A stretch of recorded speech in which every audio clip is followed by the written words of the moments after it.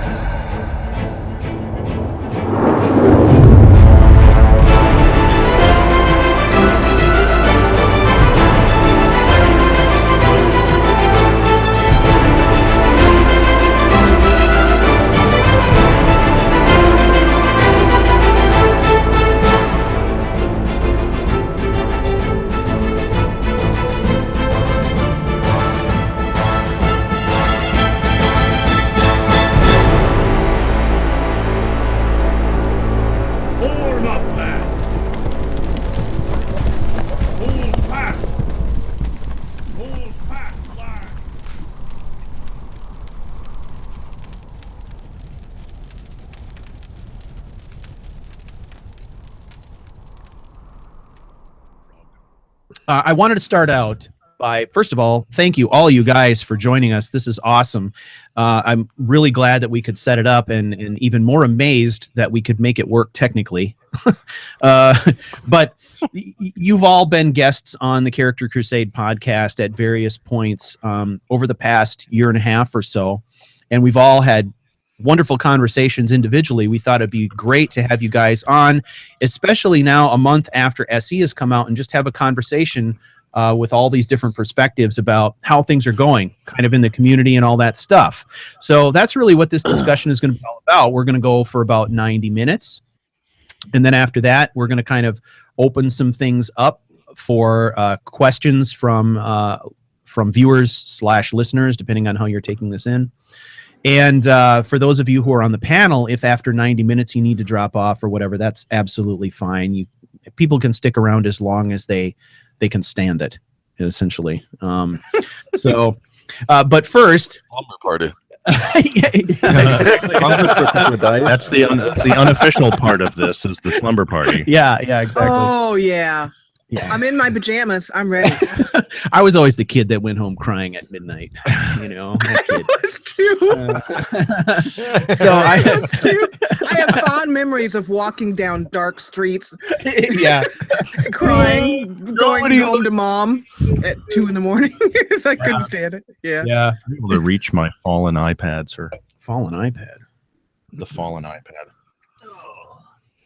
Thank you. Hopefully it ain't broke apart. Okay, so for all of you people out there joining us today, just a couple of quick things before we get started. We are going to do a Q&A session later. If you've got some questions that you'd like for the panel, reserve those, if you would, until the end. We're going to do our best to kind of address those. But again, the folks on the panel here are not required in any way to stay beyond 90 minutes. So, but we want to make sure that we kind of get some good discussion time in. And I think given everything that's going on in the community, even 90 minutes may not cover it. So be aware of that. When the time comes for Q&A, we've got a couple of Q&A rules that we'd like to put in place for how your questions are submitted via chat so that we can keep track of them. But we'll cover that when the time comes. The other basic thing here is behavior. Please just be respectful to one another. We will drop the ban hammer without hesitation if stuff's going on in the chat that we don't care for. Man. So, okay. yes. Yeah, that means you too, Jessa. All right. Especially. Man, especially. Yes. We will drop the Volendrung on your head. And we might offer a reminder somewhere in the middle here for folks who join us in the middle of our discussion about the ban hammer swinging opportunity. Yeah, so just be respectful. You know, not to, but we will. You all know what to do. You know what to do. So that's basically it. I would like to also just let everybody know that in the stream, you will find, if you click in the upper right-hand corner, there should be a small information icon. If you expand that, you should see promo cards for the channels of everybody who's in our panel. If you want to go and check out their work and all the things that are going on in their individual channels, feel free to do that. We would love that. So that brings us to the topic at hand, and I wanted to start by just doing a little introduction time, and we have interesting mix here of audiences from all of these different channels, 5 different channels all coming together for one discussion. So some of you may not have been exposed to some of the other folks who are in this panel.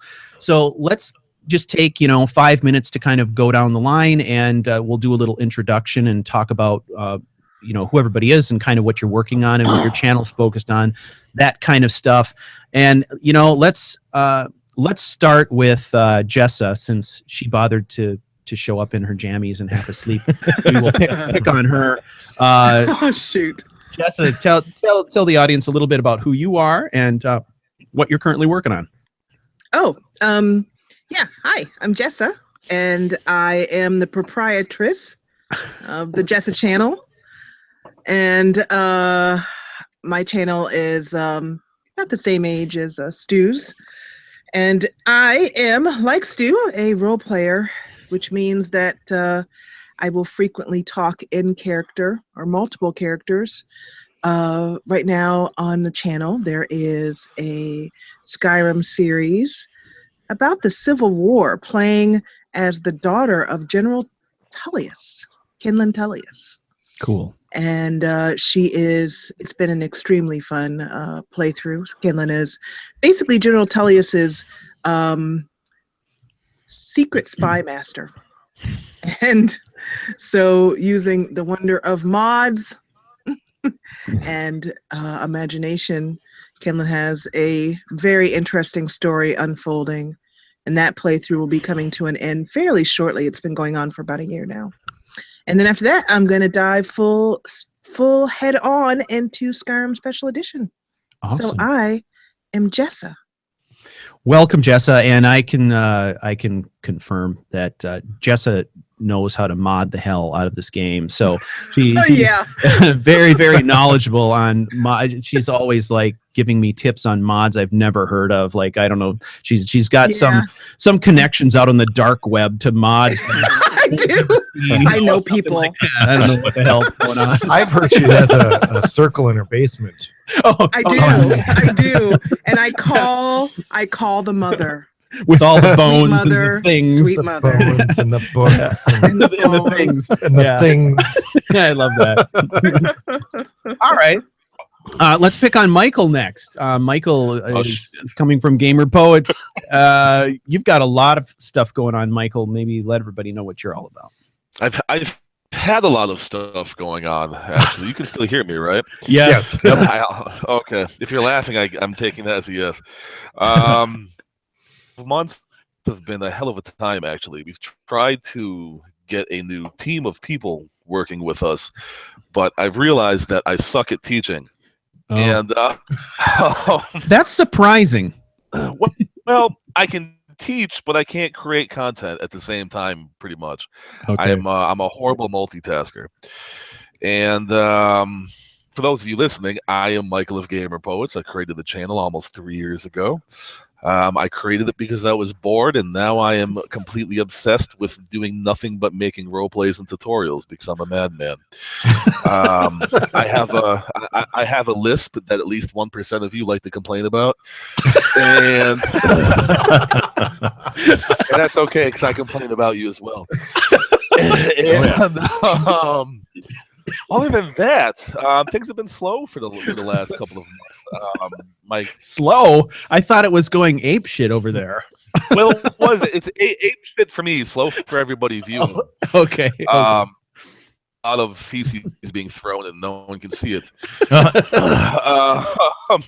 But I actually have to build. I have to not build, but refix my gaming build. My motherboard died, and then I bought a new one, and then that motherboard didn't work. So now we're waiting for that one to come back so we can create content again.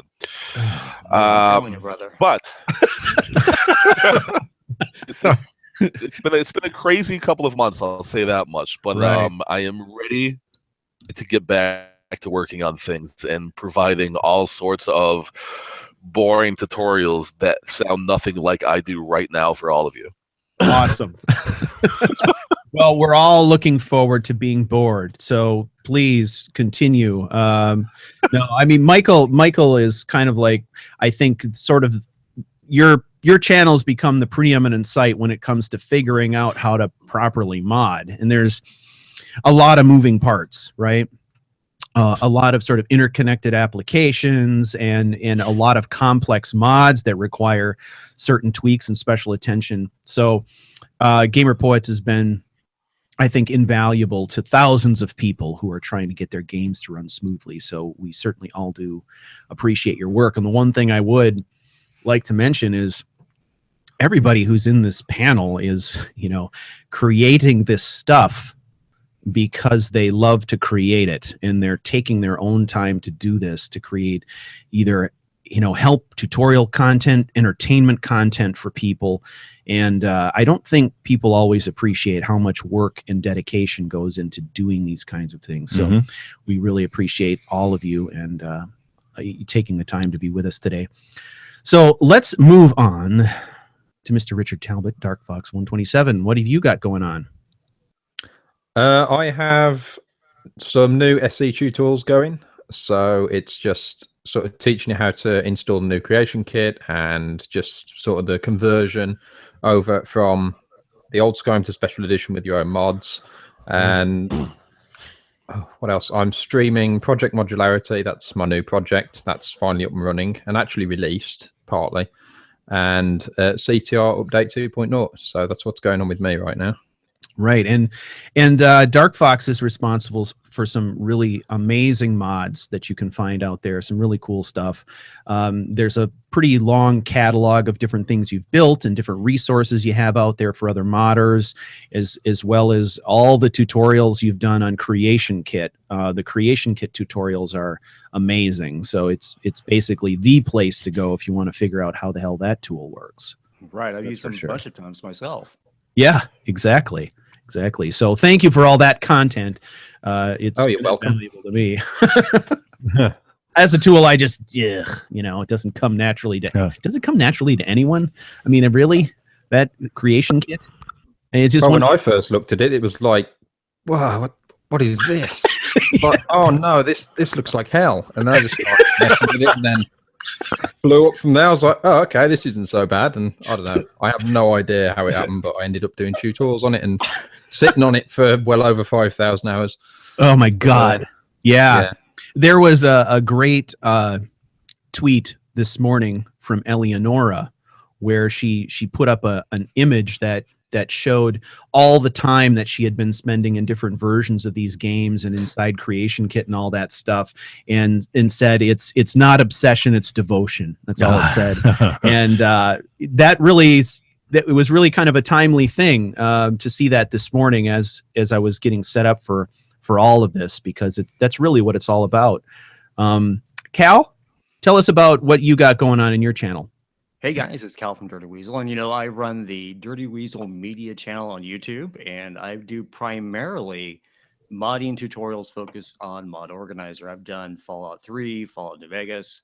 I just completed close to completion on the 2016 Skyrim modding guide, which is for Old Rim, and I'm just starting out the new SE modding guide that is just in its nascent stages, and we're getting going on that. We're kind of focusing on some of the lesser known issues before, you know, the mods really blow up, and then I can really kind of expand my wings on that one. But as of right this week, I've just released the second video of my Let's Play series called Skyrim Short Stories, and we're going to be focusing on the little stories and little quests featuring two characters that I've created, Sartorius and Fiona, and through Stu's work and Dark Fox's videos, we've created follower mods of the two title characters that we can go ahead and put into the game at any given time. And I'm sure Stu will touch on some of that stuff later on, but I think that's probably a little bit of it. But you know, learning how to mod is a time-consuming process. I never realized how much work, you know, Richard and Dark Fox put into this. It's amazing. Hey Cal, can I ask you a favor? Yeah. You're a little quiet compared to the other folks we've got on. Are you able to get just a tiny bit closer to your mic or your headset? Let me turn up the feed a little bit. See Woo! if that helps. Oh, that's nice. That's Crystal good. clear. We had a few folks who were clamoring to hear you a little bit better, so I really appreciate it. Thank you. Nice. Wonderful. All right. More feed. All right. I love my Yamaha soundboard. It's very nice.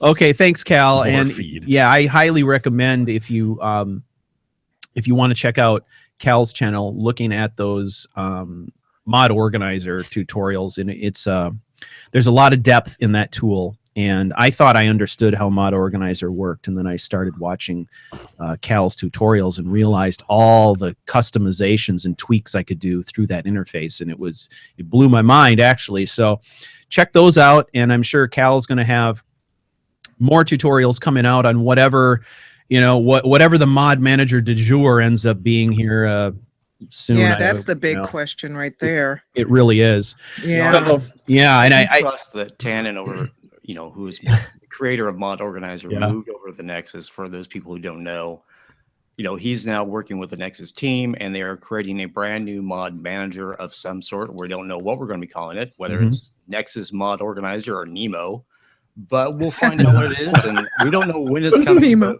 I trust that it will be good when it comes out. But right now, we're just kind of struggling along and picking up pieces where we can get them.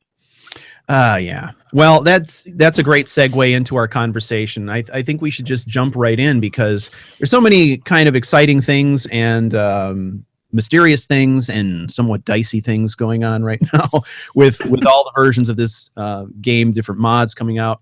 The topic for today is, what is the state of Skyrim modding and the mod community 1 month after the launch of SE? And I sort of feel like now we sort of refer to SE in the same way that we refer to BC or AD. It's sort of like,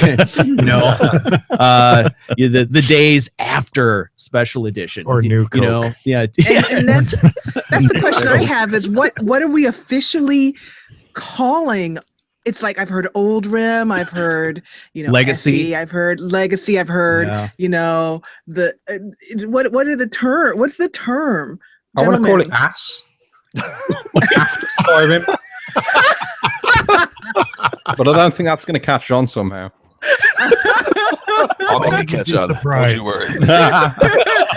It will now. Michael's like, that will be. It will now. It is. I have declared. All right. Yeah. Okay, Richard, put that out on Twitter. We'll make sure we share it around. I think I got it up. Even at the place where these kind of decisions are community decided, I guess, and it kind of trickles out. The rest is at Skyrim Mod Reddit.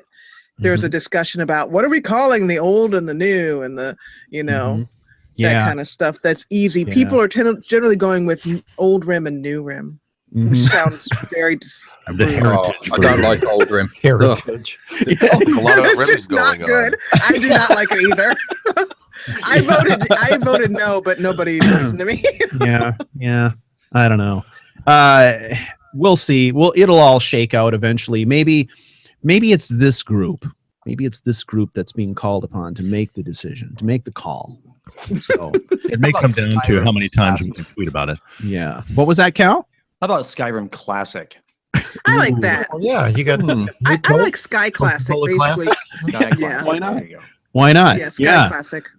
Well, let's talk a little bit about let's talk about launch day because people had different experiences on launch day. I remember, obviously, my goal was, when the game came out, to get the damn thing installed and immediately start producing a Let's Play as fast as I possibly could. And that was kind of my experience. Nobody noticed. No, yeah, I know. I was just gonna say, I think we all got that. You got it? Okay. Yeah. Yeah, I know. 7 That you episodes in produced one like day was a bit 14 much, but- episodes in, I think, about an hour and a half. Oh, my notifications were going insane. My phone kept going off every hour. Like, what the hell's going on? How do I mute The new one Stu? would come out, I'd be like, that jerk. Sorry about that. This is excellent. Yeah, but I mean, everybody had a different launch day experience, right? And I remember getting tweets. There was a tweet from Cal about some crashing going on, and a tweet from Jessa about some struggles. I was struggling, and stuff Meanwhile, like that. Stu was like, Yeah, I mean, yeah. I was like, no problems here. No problems. We were all at the starting line waiting to go, and Stu's gone. he's like lapped everybody. Sorry about Eat that. my dust, people. Yeah, That's because he's playing on a Cray. yeah, exactly. I got a supercomputer. No, I don't. So, Michael, what was your experience like? I mean, given all the things that you've got going on in your channel, did it even have time to register, or what was going on your end? Well, I haven't turned it on yet. Mm-hmm. I haven't actually pushed play on the game yet. Okay. Are you still playing Mist or something? I like Mist. Well, Really? I've done a lot of reading on the game, and I've done a lot of watching of you fine folks. Oh. Projects in the works, and then cried a little. Cried. Oh, Oh, Because that's so sad. well, that's it. Just because. And poor Michael. yeah. So I guess that's that. Yeah. Well, I didn't really have a chance to do much with the game yet. I've been doing a lot of talking with people in the community. I've reached out to a lot of folks behind the scenes to figure out where things were going, and What hell you in for? yeah, and I'm still pretty much as new. I'm pretty much as new to this as probably a lot of the people watching. I feel like a modified spectator right now. Referee, maybe, right on the field. Yes.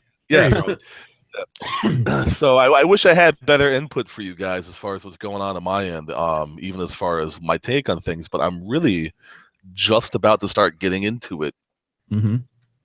Well, I think that's important, though.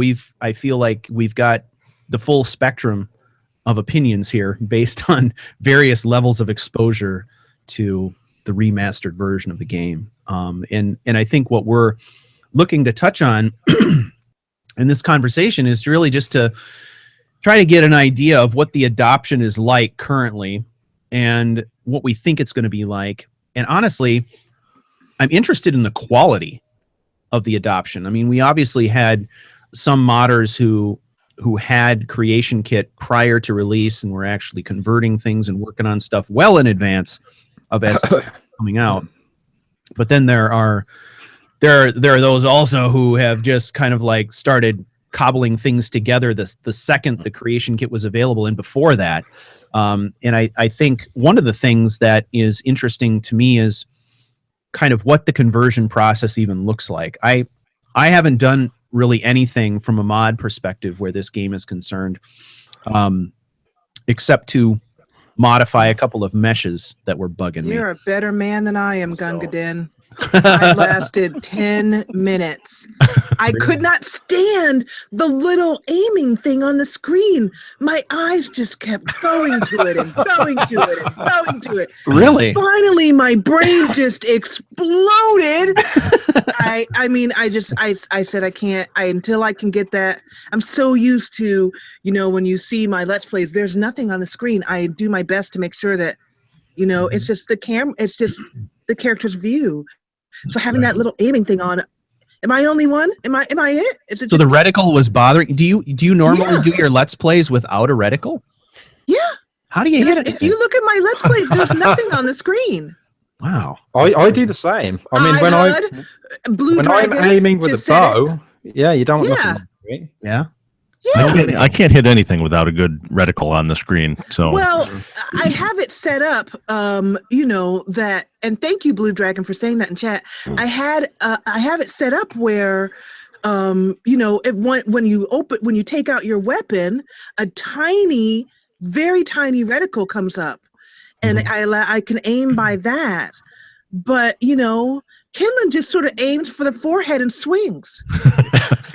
Well, that's a pretty good policy, I'd say overall. Aim works. to the forehead, that Aim works. for the forehead. So, Richard, you play without a reticle or a different kind of reticle?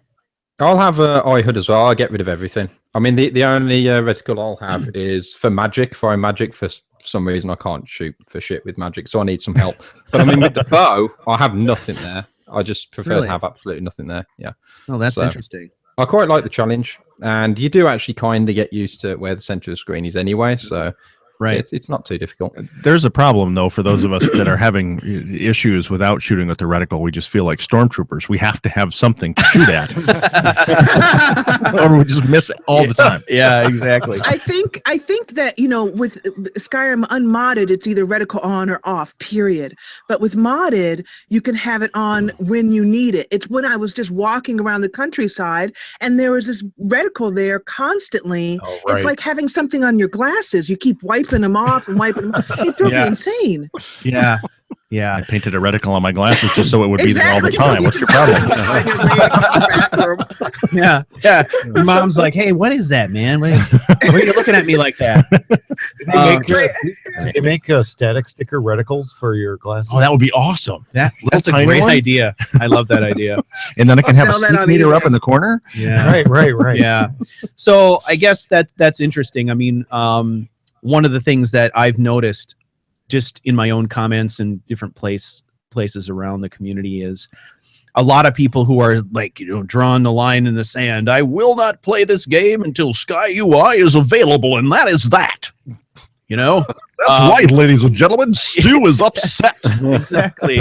You know, that kind of thing. And then you got other people who are like, hey, this game's brand new for me. I've never played it before because it's not been on console or whatever. So I'm jumping in and so you have kind of this interesting continuum of people who are either excited about the game or a little bit annoyed with it right now, depending on you know what their background is or whatever. So I find that to be intriguing. I almost always play with some kind of a reticle, usually a modified one. But it depends a lot on the character and what kind of scenes I'm shooting and stuff like that. In particular with the bow, if I don't know how I could possibly make shots that the mile-long shots without a reticle. It would be like impossible. I don't think I could do it. I've tried it a few times, you know, where I've gone in and actually reset my display in order to get a panning shot for my Let's Play or something like that and forgotten to turn it back on. And I'm out, you know, traipsing around the countryside and get attacked by, you know, a saber cat or whatever. I'm like, all right, well, it's not like I'm going to turn it on now. Let's just see what I can do with this thing. And I feel like I hit maybe 50% of the time. But I don't know. You're talking. This is the man who once threw me back in my chair by hitting a bandit moving at Valtheim Towers across the river through a window. yes, with a reticle, by the way. Okay, okay. You got that. All right, you got me there. You got me there. Yeah, you know, right. I mean, I never could have made that shot without the reticle. It's like I'd be more like it'd be more like artillery, right? Where the first two rounds are just to dial in the third shot. You know, it's close enough to that as it is right now. So, I guess one of the things that's interesting to me is I wanted to check in with Cal. I always like to check in with Dirty Weasel about kind of yeah, I know, right? Who doesn't? For different reasons. But, well, yeah, you know. I know. So, Cal, I felt like, you know, in the days leading up to the game coming out, you pretty much had your finger on the pulse of, you know, who had access and what we could expect to see right out of the gate. And were there any surprises for you there, or did you see what you expected to see? You know, some mod authors basically, you know, let me know that they had the creation kit privately, even though I couldn't publicly go out with it. But I knew a number of them did. Some of the big names definitely had the creation kit ahead of time. What I called the cool kids. Yeah. And it was, you know, a little disappointing in as much as they could have released it to everyone, you know, earlier than they did for the mod authors, but they did release it to some of the big names that I had talked about in earlier videos that, you know, I thought would be a good idea, and all of them did get it. And we did see some early mods, but, you know, being that they did release them early right away, and that we saw a number of mod authors jump on without properly porting over their mods in the creation kit Yeah. for the 64-bit, there's problems out there. I know that the reputable modders were willing to wait. Some guys that I thought should have got it right away, like NIC on, didn't get it. That's what I was just thinking. I was like, and I did not get it. And he definitely is one of the cool kids. Hey, there's Shirley. Hi, Shirley. Hi, Shirley. Hello. Shirley and I are best friends. I love her. It's like squirrel. Oh, Shirley. No. Well, yeah. I mean, I think that was interesting as well. I mean, I knew that on day one, I wanted to run a modded game for my Let's Play, but I was going to sort of build into it. And I was kind of surprised to see that Anai Scion didn't have access either, but the response was awfully quick. Within a couple of days, Ordinator was available and all that stuff. So, right, that was through the efforts of other modders gave him the creation kit. He didn't get it early. Dark Fox, did you get a copy of it? I did, yeah. Good. I got it. Oh, are you one of the cool kids? Cool kid. He's one of the cool Apparently, kids. I was. Yeah, it shocked me, to be honest. I just checked my email one day. It was like, "Hi, we'd like you to have access to this," and I'm thinking, "Are you kidding me?" Oh, okay.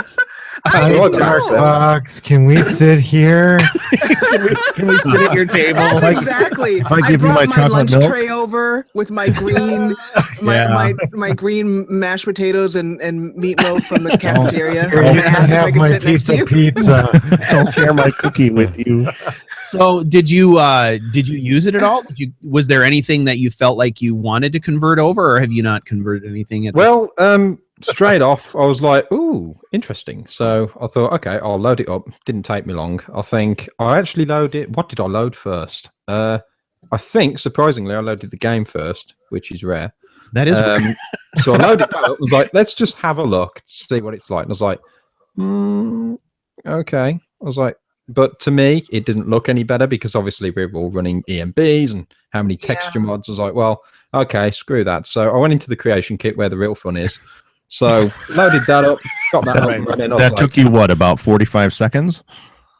Yeah. But I loaded that up off the Beth launcher straight away. My first thing is like, why this Beth launcher? I was like, okay, never mind. I'll just have to put up with that. But I loaded it up and I was like, okay, pretty much the same. Some new fancy menus and all this. Yeah. And immediately I was met with a few things that were like, okay, this is a bit funky. This is weird. And I was like, hold on. It's only a beta. They can fix this. A few problems. And I took part in it straight away, like reporting any issues. And I thought, what's the best thing I can do? I was like, well, what a lot of people seem to be doing is pretty much picking it up and straight away just trying to convert old mods. And I was thinking, well, to me, that doesn't seem like you're going to do a lot of good with that, in my opinion. Like, the best thing you do is make something with it, make something fresh, something new with it. That's the best way to test it, because you'll be delving into all sorts of different things rather than just porting something across. I mean, a lot of that takes place outside the creation kit. So, okay, I was like, let's try creating something new. So I thought the easiest thing to do was my Merchants of Skyrim, which is something that I'd worked on in the past, but I never finished it. And I thought maybe I can get a bit of something going here, and I'll see if I can feel like doing this. And so I thought, let's go to Riverwood. Started putting things in. Immediately noticed some problems, and I was like, well, I'll keep going anyway. And I started reporting issues on there, and it was like, okay, this really isn't the beta you'd like it to be. I thought the beta was going to be, report issues, Bethesda fixes them. And to be honest, it really wasn't. It was a marketing scheme to kind of get people to get mods up. And to be honest, it was working. A lot of people were doing that. They were uploading to the Bethesda.net. And I did actually release one mod on Bethesda.net, which was Merchants of Skyrim, but just the Riverwood area. And for the most part, it did work okay. I got most of it done, but I had to sort of bounce back to the old CK and port stuff across. But yeah, I did upload something, but I took it down for reasons I don't think you want me to go into right now. Okay. But yeah, I definitely had my reasons for taking it down. We definitely want you to go into those reasons later. We do. Yeah. He's like, so that's interesting. I think a lot of times, we load up mods and use them, not fully appreciating the amount of work that goes into them. And you've probably spent more time, obviously, in the creation kit than the actual game. My assumption is that at some point you'll produce some kind of a let's play of creation kit. Play it in character now, which would be, I think, really amazing. With deep role play, do the voices. There's one thing I was thinking of doing is having some fun and doing a joke tutorial where I would make it like kind of like an advert on the television. So instead of going, "Hi, this is Dark Fox 127, welcome to another Skyrim creation kit tutorial video." How boring! I was going to go, okay, maybe for April Fools or something, the next one that comes around, I was thinking, okay, are you having problems with getting your mod created? Maybe you should load up the Skyrim creation kit, and using the new 64-bit version, you have access to, well, not really new things, but you can build your mod in special edition. So let's get started. You should do it like a pharmaceutical, where afterwards you have to say, "may cause anal." Oh, sorry, I probably. Yeah, for sure. You got to have a whole string, like a whole string of may legal. cause warts. May cause. Yeah. Is the anal part for the old rim or the new rim? Old rim. Whichever rim you want, Michael. Yeah. Oh my God. Leave these rims alone. Yeah, that's awesome. Sorry, I'm really sorry if there are any young ones. I slipped. I'm sorry. Can you believe I run a family-friendly channel? Can you believe that? I can actually. No, I can. That's hilarious. Yeah, it's kind of like, well, some of those things actually apply, I mean, when you think about it, a lot of those pharmaceutical commercials will have, things at the end of them that'll be like, if you find yourself contemplating suicide, consider stopping taking this medication. I've watched a few Dark Fox videos where I felt like maybe he was on the edge, a little bit. So, but anyway. This eye medication may cause blindness. I think it's really awesome that you got it early on and had a chance to really dig in a little bit and see what was going on with it.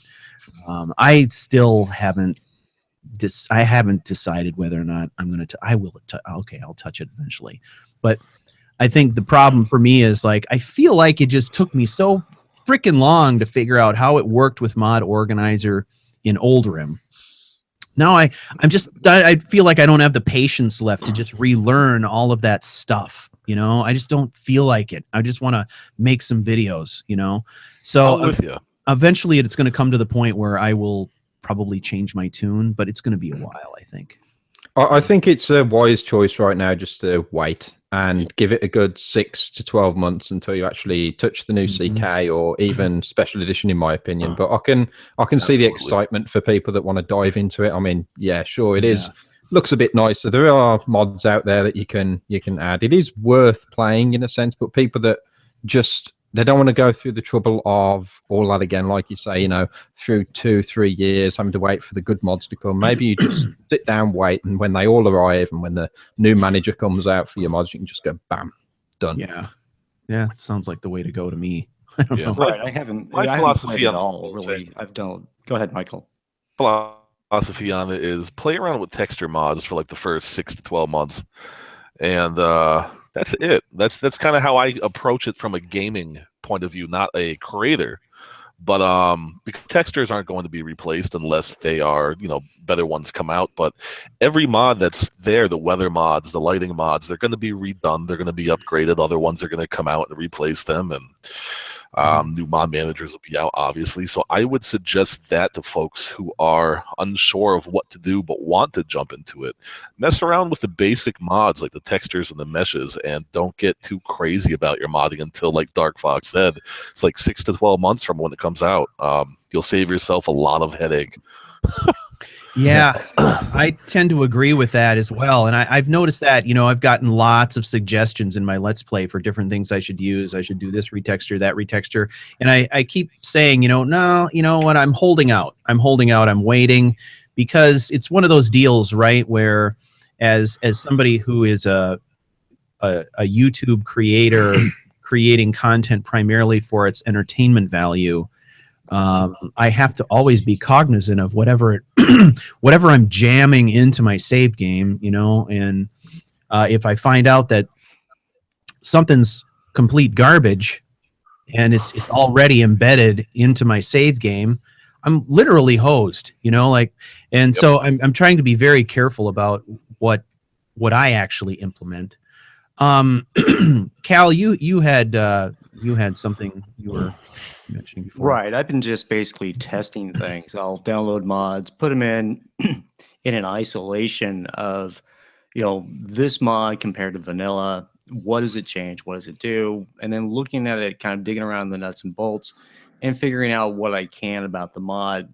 And then talking to a couple of the mod authors and saying, hey, what problems have you run into? What have you gotten into? And then see what thinking they go into it. And when you get down to, like, let's say Vivid Weather is one of my favorite weather mods. Magnet Club is basically still working on it. It's those fine adjustments that will be coming over months. He ported it over. It looks good, but he even admits that there's a lot more than he could be doing.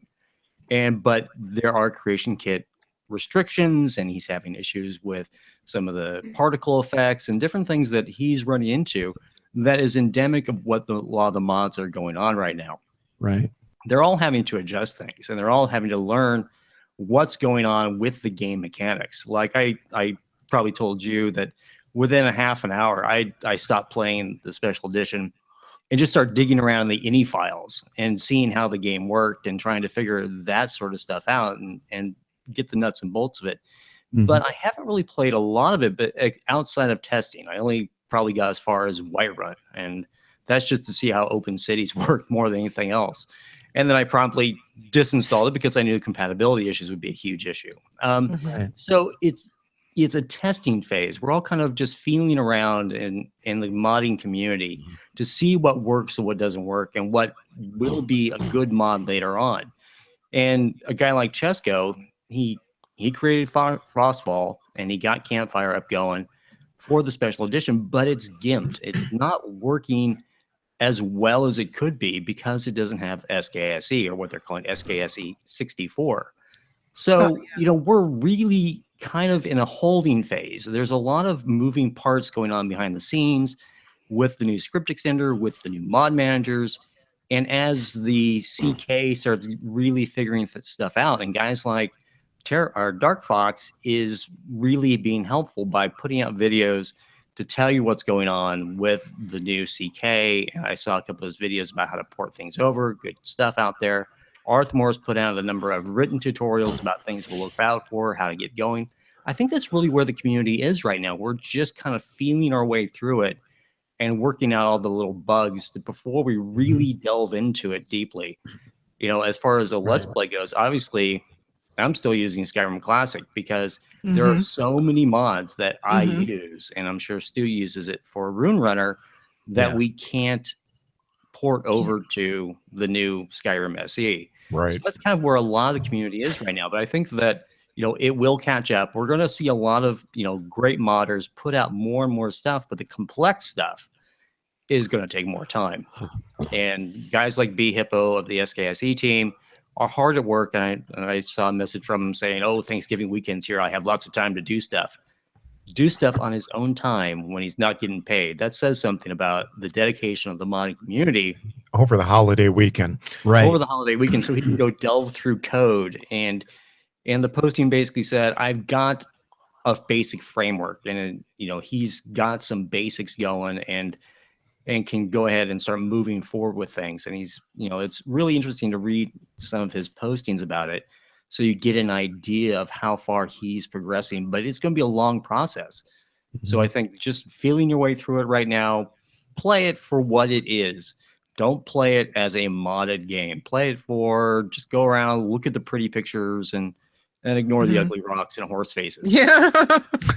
Yeah.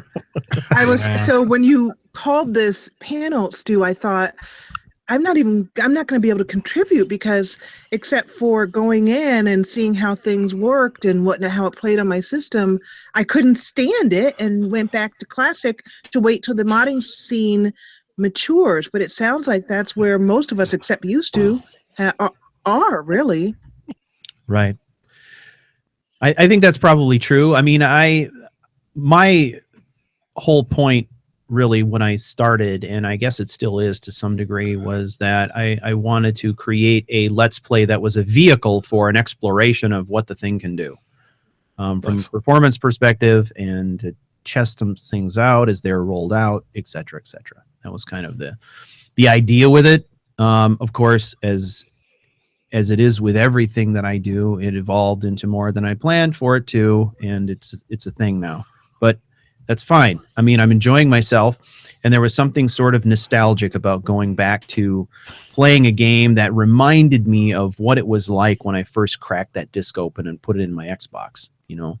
And now it's sort of evolving, so the character looks better, the environment's a little bit better, my perks are, you know, overhauled, and some of those basic things are in place that I really like. So the play is an evolution, but I think it mirrors what's actually happening in the community as well. So right, but a lot of things are very exciting because we're seeing, you know, very quickly we saw the tools for Edit come out. We saw Rybash is temporarily off the Nexus because it's broken right now, but it came out early.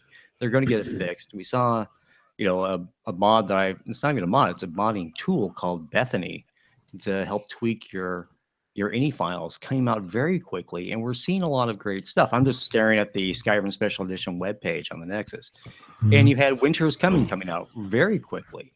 You saw Enhanced Lights and Effects came out this week.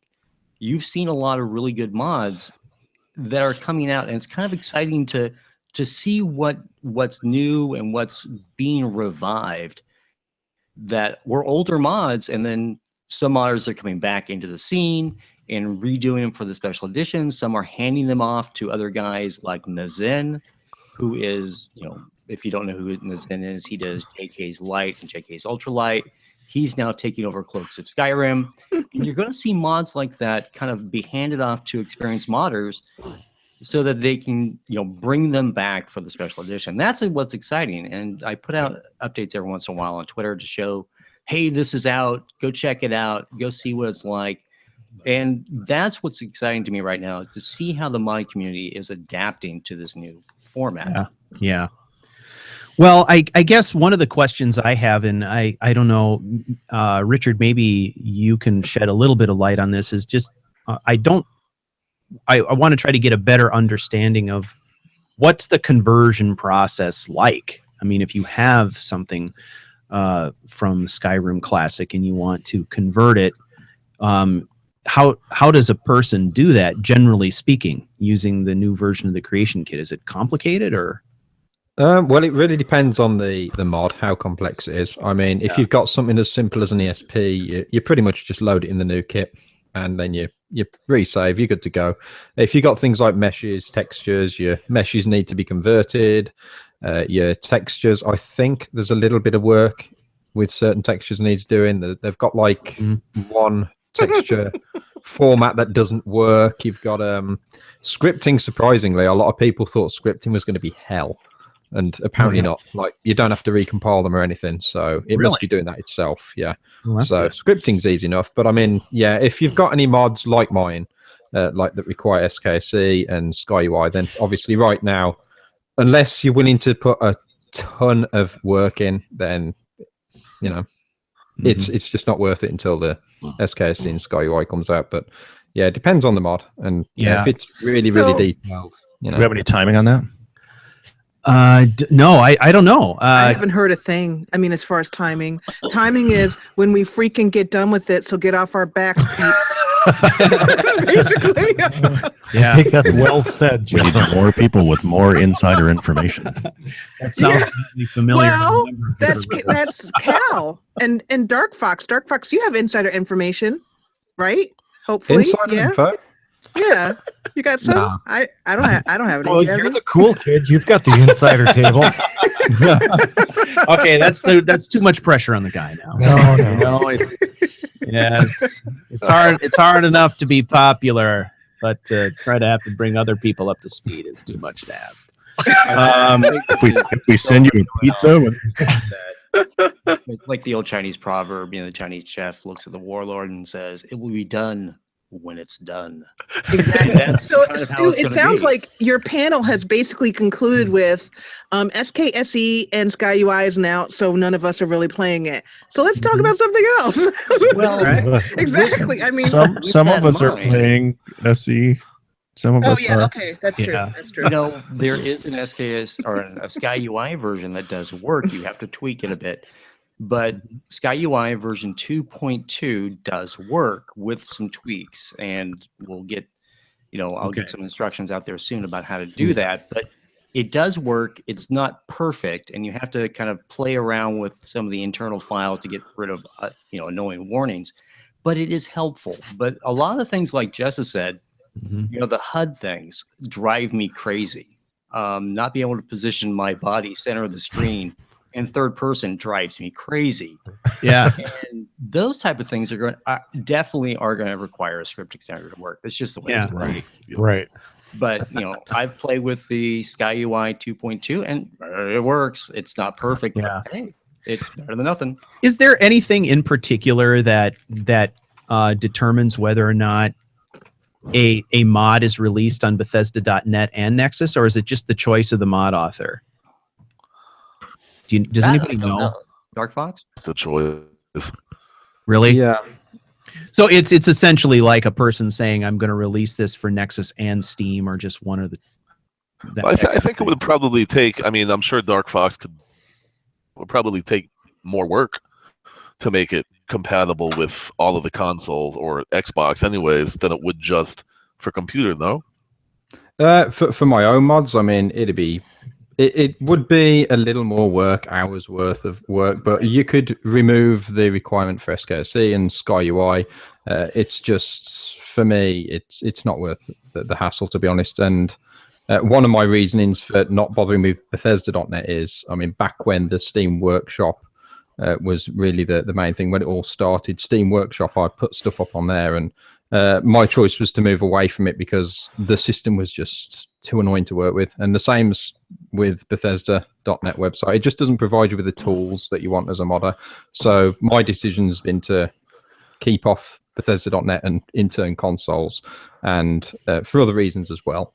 But yeah, it's just down to a mod author whether they want to go through the extra effort, because in some cases, and a lot of the big mods out there, it does take a little more work to get it pushed out to the consoles. Do you think that uploading for the consoles is really a thankless task? Because from what I've seen, the community, not everyone, but a lot of the comments are really, let's just say they make Nexus users look like you want to take them out for a picnic.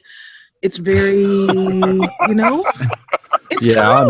It's true. I don't think I'm saying anything that's gonna dismay every Jessa. Oh my God, I can't believe you said that. It's true. I read the comments on there, and they're really. If I were a mod author, I would just be like, screw this. This is too much to deal with. The demands are intense. Yeah, I follow Eleanor on Twitter just for the rage posts.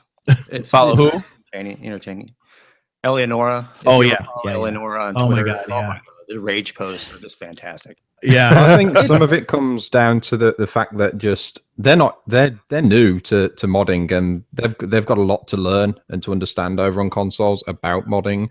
So they need to kind of come to the understanding that these guys are doing it for free. That they're not actually getting anything from Bethesda. We're doing this for free. You've got to be thankful. You've got to give us constructive feedback, not just go, "Why isn't this working? What is wrong with you? I paid £60 to get this damn game back." Yeah. Hey, quick That's little the nice plug way for of me. putting it. Quick little plug for me. I'm actually working on my next tutorial on the channel will be strictly for Xbox console users. Oh, that's and very good. It's 17 pages on a Google Doc worth of this is how you mod. I think I start out saying something along the lines of the websites that you read that says this is easy or complete crap. And I go into a lot of detail, including plugins which Xbox users can't use, but I refer them to Nexus, and I try to I do my best to try to show them that you can't just download this like it's DLC and then throw it all in together, and I show you why. So it's going to be a pretty crazy tutorial, and hopefully that will help some not only the users of the Xbox mods out, but those of you who are making them for Xbox who view this video will be able to understanding, because I'm not very lenient when I make a tutorial, as you guys know. I'm pretty thorough with my information. Yeah. So the next Absolutely. tutorial is going to be, and hopefully that helps. Well, and for those of us who are using both PC and Xbox, I wanted to get the Xbox experience. Stu started out with that. I wanted to get in there with the special edition, latest, whatever. The whole idea behind it was to try to understand the difference between the gameplay, and I found it to be frustrating and enlightening in turns, partly because I think playing with the controller is vastly different than doing so with the mouse and keyboard. I prefer the mouse and keyboard, but it's been really, really interesting just to see the difference in the gameplay. And I can see why people on the consoles would be, crabby. They haven't gotten all the cool stuff that the modders and the game players on PC have gotten for the last few years. So maybe they feel left out. I appreciate the diplomacy in saying that they just got to kind of hang out and, people are doing this for fun. The other side of it is that you do get a little frustrated because, you sort of feel like you're getting a little left behind. But when you try to do an install for the mods on there, it warns you, it may not work exactly the way that you want, and they need to take that away. Hey, you're going to mod it, go have fun. It may completely put your game, but good luck. Yeah. And this is a The question PlayStation for- 4 users are going to be one of the... Yeah, I think we all feel bad for the PlayStation I users. feel for them. Yeah. That is so sad. I've thought about doing tutorials for the Xbox, and this goes to Michael and Dark Fox. Are we talking about a big difference as far as load order? I know that I played around with I have a Xbox. I hate to say it. I actually have an Xbox sitting on my desk here. I played around with it a little bit to see how the load order works with, the Beth.net thing and all that stuff. Yeah. And this goes to Dark Fox. Do you think there's a big difference to the mods that you get on the Nexus for the new SE and the mods that you're going to get on the Xbox? Are there going to be big differences? Because I thought about using, a tool to help teach people about load order and using something like Mod Organizer to show them, here's what the load order does, here's your conflicts, and here's the proper load order for this set of mods, and just use like 10 to 20 mods and say, this is the correct load order for these most popular mods. Is there going to be a big difference between the files that are available for the Nexus version of the SE versus the Xbox version of the SE? The files are pretty much going to be the same. The way everything's sort of packed together and put on the consoles is quite different. I haven't done it myself. I managed to go to sort of a little convention thing the other week where I managed to actually play an Xbox One and see how the installation process for mods works. I mean, partly because me and Sim were the only two there that are like PC and modders, so we kind of faffed around as soon as we got on the thing. Like everyone else was playing vanilla, like, yay, this is fun, and we're like, yeah, we're gonna mod the hell out of this. So we started modding the hell out of it, and the load order is a very odd thing. You have to do it manually. So it is definitely going to be a good thing for people to have a video out there that can say, okay, this is a general rule of load order. Say like these kind of mods you're going to kind of want here, and these kind of mods are kind of like, not too fussed, so put them down here. So I think there's going to be a hell of a difference. I mean, we obviously have things like loot just to do it automatically on PC. We haven't got a problem. Whereas console users are going to have a disadvantage of the fact that they have no idea what load order is, what it's all about. I mean, that they've got to do it manually. So because what I did, I went, okay, I'll put about 10 mods on, one turning you into a walking gourd, which was interesting. But I put about 10 mods on, hit play, and it just went and died. I was like, that went well. It's like, here we go. So took a look and was like, yeah, I definitely had to rearrange that load order, get things in certain places, and it loaded. So there's going to be quite a difference, I think. And I think part of the problem too is that interface. First of all, that interface is clunky when it comes to managing load order, and it does not provide the necessary tools required to communicate in-depth information on a per mod basis about load order, anything that might be relevant to the person who's trying to use it and get it configured properly. It's like, unfortunately, it's an abbreviated version of everything, and there are some cases where mods are just too complicated to skip anything. You know, I don't know. We'll see. We're very much in a situation right now where it's kind of the Wild West, and there's a lot of crazy things going on. And I think that console players are going to be alternately having wonderful experiences and frustrating experiences all at the same time. You know, welcome to Skyrim. You know, so I think we'll go through that for a while, and things will get better. And when tutorials start rolling out, people will hopefully find them and be able to use some of this stuff. But yeah, exactly. Right now it's a little grim, you know. How do you put your tutorial, Michael, in front of the console user who isn't used to going on YouTube even? And also, I mean, your tutorials are master level content. In other words, you have to be willing to sit and pay attention for minutes at a time. And I'm not saying that console folks can't do that. I'm saying that they're not. Maybe it's going to be the first opportunity to do so, and so how do you work those problems? I have a little different introduction to this video than I would for normal videos. I do a little minute or two of not personal conversation, but I'm definitely not just jumping into the technical stuff. I give at least a little while of this kind of situation. Yeah. Front of them, it's definitely going to be difficult because there isn't a place like Nexus. I mean, Bethesda.net, but you can't put videos up there as far as I know. I'd probably have to start asking mod authors to link if they were willing to do so. I think that may be the only way to get in front of them. And there's a lot of difficulties. I was going to mention earlier, even about the load order. There's a lot of different stuff. Texture mods order. I mean, like where we would just expect to see plugins, you actually have the textures with no plugin where you have to rearrange it within the plugins. So there's things in there that it's different and it's not the best. It's a lot. I mean, it's a lot to take in for someone who's never been exposed before, and then is also doing this on a device where the interface can be clunky and difficult to manage.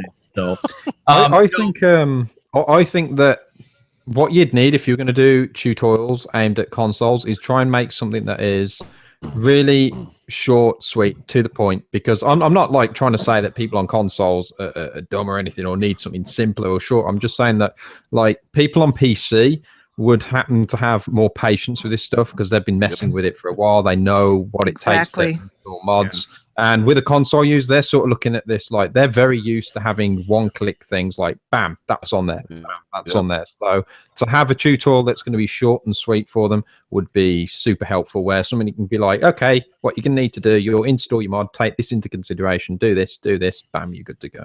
Yeah. You know, I've seen a couple people do that. I've seen a couple people do that, the quick versions. And I agree with you. I agree with you that they will like that kind of video more, but I don't think it will help them because a lot of these videos that I have seen where they are quick and to the point, they miss a lot of points. Wow. I've noticed that a lot of people are getting left behind on their modding because they think that you should be just doing the click, click, click thing when they paying attention to a lot of stuff, even as far as I tell people, again, my video is going to get a whole lot of dislikes from console users. I expect more dislikes at first than likes. But I have to tell people, you need to read.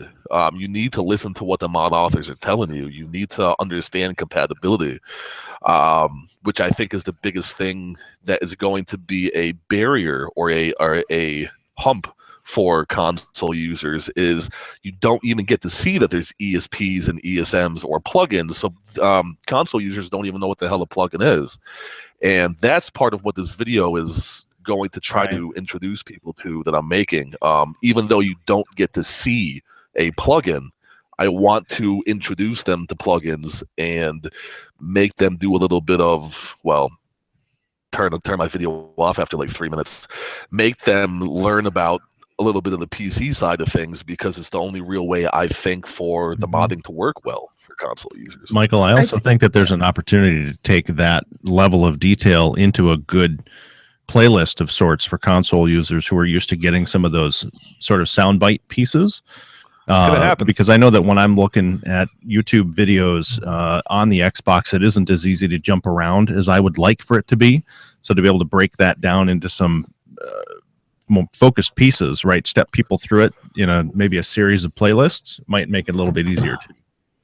I think it's a matter of investment rather than intelligence. Julian Kate just called me out in chat, and he said, "Sure, Jess, the demographics equal ungrateful kids on PS, PlayStation, and adults on PCs, and a lot of it comes across like that. This PC master race, that kind of stuff, and console people are children, kind of thing, which isn't true. But if you the console is built upon how much you need to invest in order to play, and the whole thing is that you need to invest very little. Plug it in, go. With the PC, people get into the PC, and they might even have that. I'm sure we all have stories about how we started out modding, throwing everything into the game, and then the game said, no. and it crashed. So we learned that there's an investment based upon the game just plain not working. So if you wanted to play, you had to learn. So it's not a matter of who's intelligent or who's not. And Michael, that's what I mean. Your tutorials are master level. They involve that aforementioned investment. And for console users who aren't used to that, if you throw them in the deep end of that pool, like you said, it's going to be hard to maintain their interest and retain viewership on a video like that. I think a big part of it too is you have to respond to them. A lot of people, I'm going to have to put I'm going to have a very thick skin and understand that it's not personal. When I create this kind of video, like Dartfoss said, like I can't make quick short videos. I can, but I've moved away from them because I've seen where they end up in the end on the channel. They end up being things that people forget about, as opposed to things that will last for a couple of years. I'm going to have to be very responsive to the comment section. I'm going to have to deal with the cursing and the people who are upset, and I'm going to be sitting down responding to them in comments as if I was talking to them one-on-one, teaching them or showing them, listen, this is why this is like this. And then I will give them the option, this may not be for you. I think try to have, maybe try to have 10 mods instead of 200 mods when you're playing on an Xbox. I think the patient approach is definitely something you're going to need to take with the comments. That's really good. I think I myself really like to go into detail with my tutorials as well. I think it's really important. It's I think what you said about teaching them more about what's going on in the background, that's really good. I mean, not only is it going to make them understand how stuff works and get them invested, but it's also possibly going to spring more mod creators, if anything, because if they feel like, oh, okay, this stuff's kind of interesting, maybe they'll head over to a PC, create some mods. And I think your format, Michael, is pretty good. I think that, like, if you just have like your little disclaimer at the start. I mean, I've watched some of your videos. I like how you've got all the sections on the video where you can click each part that you want to know about, and you can sort of just break it down, and you'll be like, okay, this is going to take a little bit of time. It's going to take a little bit of learning, but stick with me. And then to give them a little bit of simple freedom to say, okay, I want to know what this thing is, what this bit's all about. I think that's going to be pretty valuable. Nice. Be pretty good. I think that this is Matt again. I think that there's also a little known piece that we need to throw in here. A few years ago, the PC mods didn't exist either. So as we jump into all the pieces for what the console folks are just getting into now, it's going to look like a huge candy store in the beginning. And people are going to eat too much and maybe get reeled back in. But I look forward to just jumping on my Xbox and playing for 15 minutes sometimes. Being able to do that with some incredible mods is going to be fabulous. I'm really looking forward to it. And while I get a bunch of people sort of ragging on me for playing on the Xbox, sometimes it's just a faster way for me to get into the game once in a while, and that's what I've enjoyed. I actually managed to get my latest character up to level 7 or 8 in just a matter of a day. I know Stu does that in a matter of about an hour, but It took me like 9 months to get my original. I was going to say that character. took you like close to a year to do that earlier. I know, because I'm a loser. But that's what I love about everybody jumping into this stuff, because a year ago I wouldn't have been looking into the mods at all. I still only play with about 10 mods, and you guys laugh at me about that too, because it's like training wheels. Sorry. see, and when it came out before I could catch it.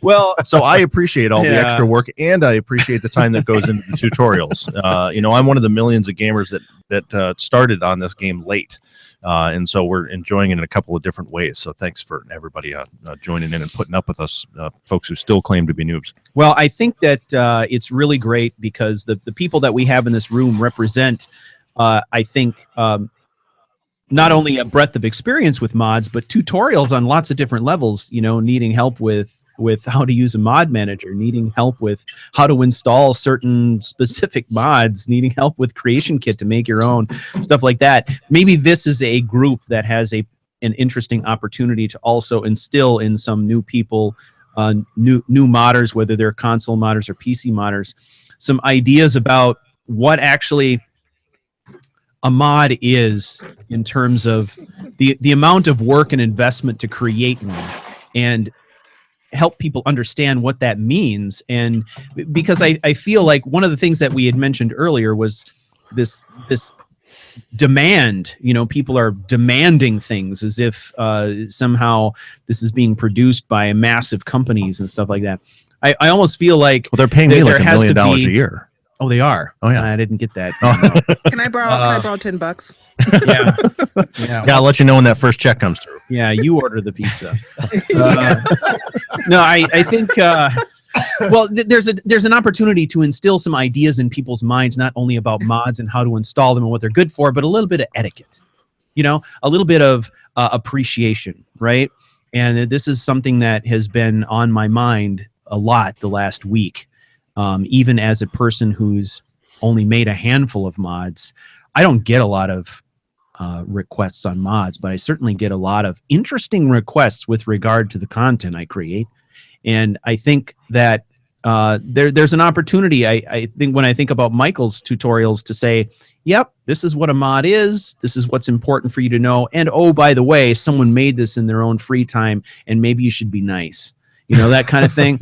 We don't get enough of that in this community, I'm afraid. We get a lot of appreciation. There's a lot of people who do say nice things, but there are a lot of people also who are like, I deserve this content. Where is it? Get it to me now, or you're a dipshit, and I'm gonna disown I'm gonna unsub.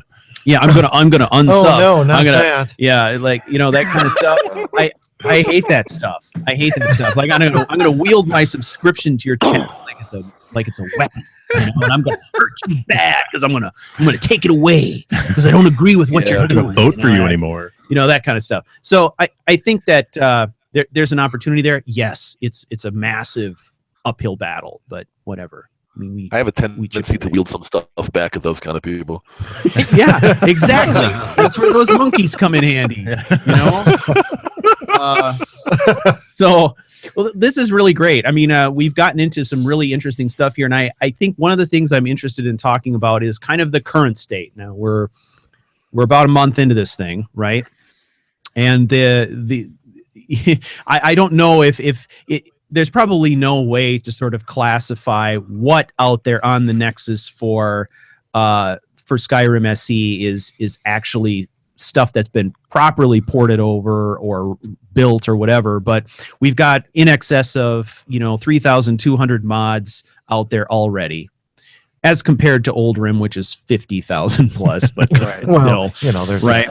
Been a little bit more ramp time. It's just interesting though to see the massive growth. There was a point early on when I was going out and checking what's new every day. That lasted for 5 days, I think. And then after that, it's like, shit, I can't keep up with this. There's no way. So one of the things I'm thinking about is, I mean, how do we know what is a mod that's been ported over properly? Is there a way that we can do a little bit of due diligence before we decide to install anything? I mean, I think there are certain mod authors that I trust explicitly, but there are others that are out there that are obviously ports of mods that I used in Classic that I would love to use here, but are, being ported over by someone other than the original author.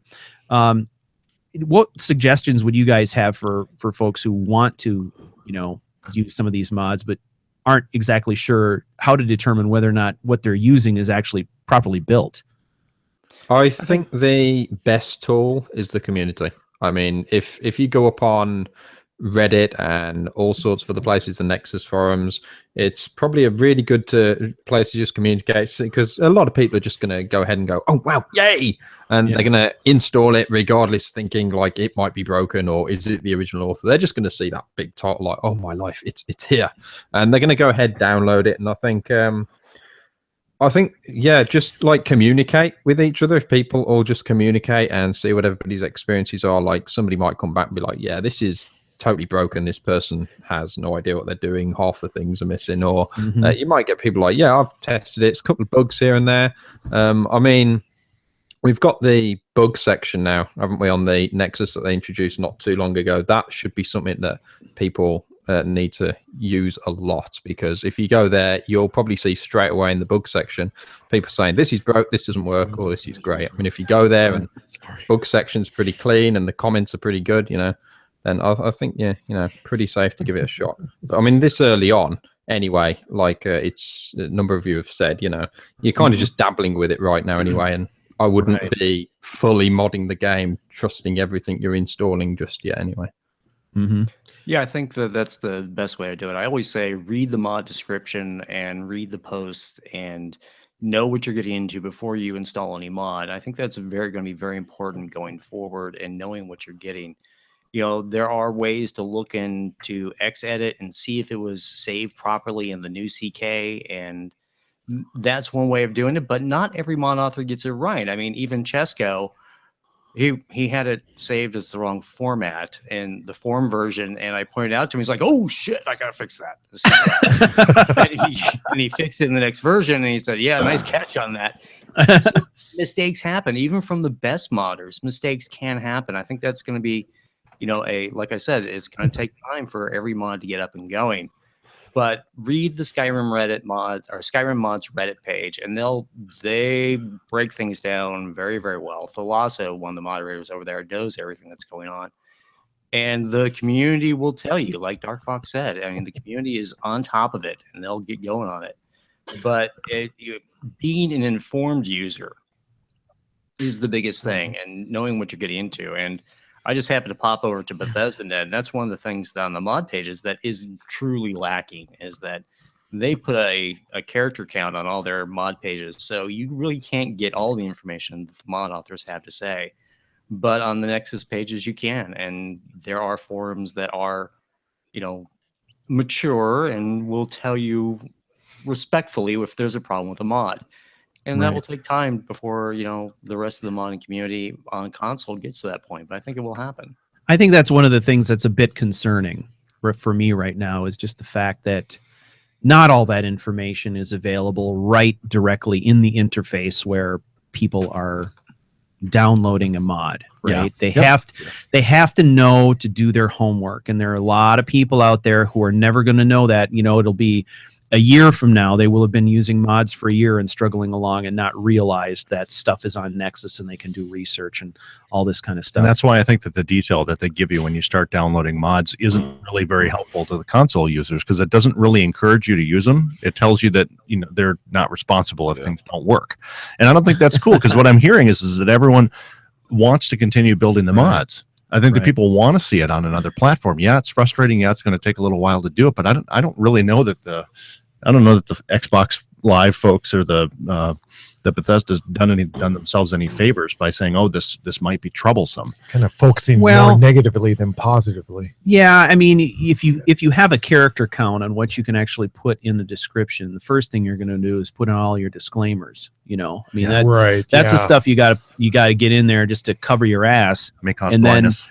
And then the other issue, of course, is it's almost sinister in the way, because the the interface for downloading and browsing mods is literally a click away from launching the game, right? You mean, it's right there in the interface. And so the temptation, of course, is download it, slap it in, let that system do whatever it wants with load order and assume everything's going to be okay and launch the game and off you go. And so it'll take some time, just, and I suppose training in the community to kind of get people used to the idea that, okay, there's a little bit more to this. Certain mods, yes, you can go out and get those going right away, but there's another level, right?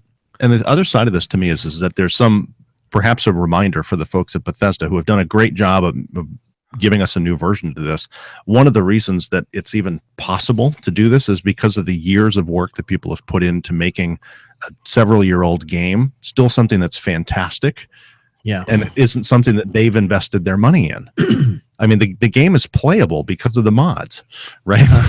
And that's the reason I think that it's still captured so many people's attention, because it makes it's so incredible because of the community. And the minute that you start stepping away from everything that's been put in there, oh, this might break the game, instead of, wow, look at the fact that our game is still amazing because of you people, is a different tactic. Well, yeah, you can see how there are so many of us, right, who've been so conditioned to playing with our favorite mods for so many years now, that going back to that vanilla interface was shocking. Like, wait, this is how the UI worked originally? How did I do this? How did I even do this? You mean I couldn't sort my stuff? I couldn't, what? How is this even possible, right? And I've had those I still have those moments now. Every time I'm playing, in my Let's Play, where I'll be like, I'll go into my inventory and say, God damn, I wish I could just see which books I've already read, And so the other day I just went through and I opened every damn book in my inventory and boom, got 3 levels just like that, because they're books I hadn't opened, It's like, God dang it, but you get used to these things, right? And I think it says a lot about all the great improvements that have been added. And my hope is that Bethesda is doing their homework. They're using Nexus for the resource that it really is. It's the ultimate opportunity for them to go in and find out what their players want. Exactly. And well, I know they know about, obviously they know about Nexus, but Todd Howard mentioned in an interview, he actually, and I think Arthmore must feel very good about this, he mentioned open cities in an interview recently, and he mentioned that some of the things that mods have brought to the table were things that they admit that they could have done, such as adding map markers to the player houses. He said that's something, Todd Howard said, that's something that would have taken us 10 minutes. We could have done that. Mods, he acknowledges the power of mods. I find it difficult to believe, I might be a cynical old lady here, I definitely am, but I find it hard to believe that Bethesda's looking at Nexus and saying, gee, I think I'll take a leaf from their book. They've got a whole different game plan. They're not paying any attention to that. I agree with that. They're a corporation. Their primary job they don't is to give a make crap money, about and Nexus. They don't care. When you look at how they launched the whole modding scene for consoles, they really, I give them credit for bringing mods to the consoles, but I deride them for how they implemented it. They've really basically said, here you go, have fun, kids, and we're going to step back and try not to poke your eye out. And that's basically then stop giving us sticks. Right.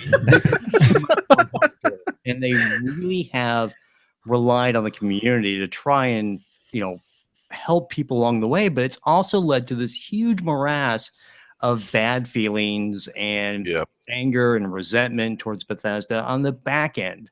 I've read, a couple of Dark Fox's posts. I wasn't going to get into this. I was like, you know what? You want to know my reasons? Go read it. I didn't want to make everything negative. Right. No, but I think it's honest criticism about the way Bethesda handled it and some of the ways that it has created resentment in the community about how Bethesda rolled this out. And it could have been handled so much better. And they just didn't do it because there's not a financial interest there. Yeah, well, give us some examples of the kind of flubs you're talking about, Cal. Well, and Dark Fox. Well, I'm sure Dark Fox will speak more to the CK issue about how the Xbox mods goes. But when you talk about the Xbox modding community and console mods in general, how long it took them just to give the mod creators the power to moderate their own forums and their own comments page on their mod pages. We lost a great modder, and the name that shall not be spoken, DD Productions. Yeah. A very talented modder, high strung, hard to deal with, but Yes. very talented. Just got fed up and wrote off Bethesda modding completely. And all of his criticisms, while poorly handled, were valid. True. Were true. It's true. And you're seeing that with a lot of other mod authors that are just saying, I don't want to have anything to do with this. Even from my aspect, I don't want to deal with the modding community as far as consoles go. But that's how a lot of modders have looked at it. And then you get to the fact of education. Bethesda hasn't told anyone about the very things that Matt brought up about ESPs and ESMs and why things work. They're relying on the community to tell them. And quite frankly, don't take this the wrong way, Dark Fox. Mod authors are not the best things at explaining everything. Sometimes I read their descriptions and my God, what are you getting at? And that's where people like Michael and myself and some of the other YouTube creators that talk about it.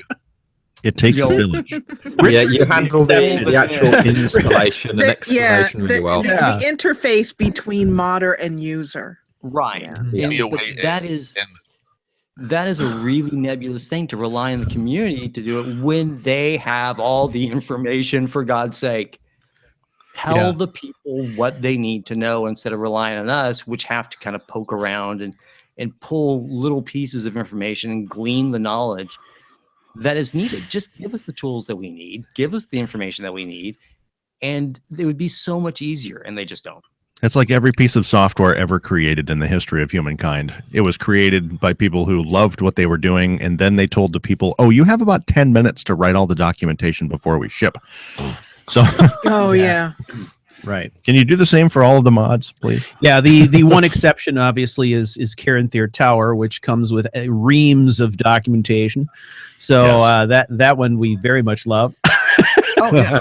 That's very well supported in terms of documentation. Do a really great job at it, but they shouldn't be telling people. They shouldn't have to tell people about the basics of the mechanics of the game for the modding community. As far as consoles go, we'll handle it on the PC end because it's more complex. We'll handle it. The community has been in place since Morrowind, and we've got a talented bunch of people that can work this out amongst the PC community, but the modding community for consoles is so nascent, and they could have just given them nuggets of information to get them started, but they just haven't. Well, it begs the question then, I mean, what does the future of the mod community look like then? I mean, are we going to see more longtime modders just drop off and say, it's not worth converting my mod, no matter how popular it is, and we're going to have to rely on new folks coming in with new ideas? Or, I mean, we've got some mainstays in place, but I mean, there are a lot of very popular mods out there that, who knows if we're ever going to see them on SE or not. That brings up a concern that I have about when Skyrim first came out. We were all into it. Many of us still are. However, there are many people who have moved on because they've done everything there is to do. And in the end, people make mods for themselves. They make mods because they think this is something that's really bugging me, or I'd like to see this story, or I'd love to see this type of follower, But now, 4 years later, bringing out basically new RIM or new Skyrim SE. Sorry about that word. Skyrim SE is just a lot of people just aren't interested enough to get into it again, because in the end, we as human beings are doing what we were for ourselves and sharing it with the others, and a lot of people are done. I can agree with that. I'm actually, I mean, I still love Skyrim, right? But the only reason that I'm going to continue to make tutorials for the special edition is because I love my community. I love the Gamer Poets community. I love you guys here who keep me motivated. My interest for Skyrim, not there because I've been beating it to death for 3 years. Yeah. I've been answering thousands of comments. I've been answering thousands of emails, and my comment response now is even down from what it used to be because I've answered the same question so many times. Yeah. So yeah, no, I can agree with that completely. It's just and tutorials will keep being made for Skyrim, and my roleplay series will keep being made for Skyrim, but I'm no longer doing it because the special edition is out. I'm doing it because I have people who tell me that they love to watch these things. I'm doing it for them. And I'm still going to keep doing this stuff. Right. We love you I'll too, be man. honest, like the reason I make my mods to begin with is I'm like, right, Skyrim, let's start a playthrough. I'll start a playthrough, get 2 hours in, and I'm like, Can't stand this. Yeah. I'm like, 2 hours, 2 hours. You don't make it 2 hours. 20 minutes. And he's like, you know what? If this tree were just a little bit to the left, I'd be able to get a better view from where my character's standing right now. I'll just crack open the CK. Yeah, that's it. 4 hours later. I don't know how many times I've seen Dark Fox 127 pop up. Now playing Creation Kit. That's what I'm saying. He needs to do a role play of Creation And we're Kit. all grateful. I would watch the hell out of that. A role play of Creation Kit. I would too, to be absolutely honest. I really would. Yeah, that'd be great. That'd be great. I think one of the positives about the whole modding in consoles thing is that I talked to Game Informer magazine a while back, and I spoke to the editor, and he said, give me the upshot. And I said, the upshot is the future is good for modding, because despite how many downloads the Nexus gets, you get 10 times as many downloads on Xbox. It's a gateway drug. In as much as you're going to get a certain percentage of those people saying, yeah, this is great, I get to mod the game, but I feel kind of restricted. And then they'll start looking into PC modding. And in that talent pool, you'll have a bunch of new people come in, new young talent with fresh ideas that will say, you know what, I want to mod on PC. And the next thing you know, I want to make my own mod. And that's where the talent pool comes from, is these new people coming in. I think that modding on the console will lead to that. You'll get new people in, and they'll cut their teeth on Skyrim because they have so many good mods to look at and to pull apart and reverse engineer and figure out how things work, that in the future for modding, you'll see a lot more new mod creators be generated by this. I think that that's the real upshot to this, and the positive that will come out of it is that like I said, gateway drug leads you to PC modding. That's how I started out playing 360 on Skyrim, and then I said, you know what, I can do mods, but I can't do mods on Xbox. Let's make a PC and figure out how to mod on PC. And the community is very good. I remember watching Gopher videos very early on to figure out how to do this. Gopher. The great Gopher, the Dark Lord. The great and mighty have a moment of Gopher. silence for the greatness of Gopher. Yeah. And the time goes by, and you see people that use him as a reference point, and they start their own YouTube channels, or they become mod authors themselves as they mod their games under his instructions. I think that that's where the community is really going. And you look at the interest of the game, and I can pull up Skyrim mods Reddit right now. I remember before the SE came out, they were in the 100s for the daily users. Now they're in the 500s. So you're seeing an uptake in interest in the game. And a lot of posts that I read are from people who says, I've never modded before. How do I do this? How do I start using the CK? And I think that the community will help them, and you'll see an upturn in interest.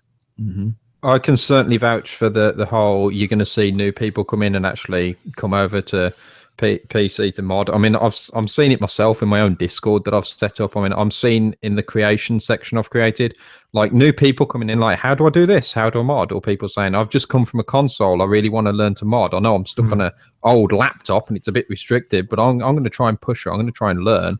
And I'm seeing people put creations, like images of the creations. I'm thinking, Jesus, that looks better than my stuff. Some of it. I'm like, so some people have got like the creativity is right there, and they can really, if they learn how to harness it, unleash it, it's fantastic. So I think you are going to see a lot of new mod authors.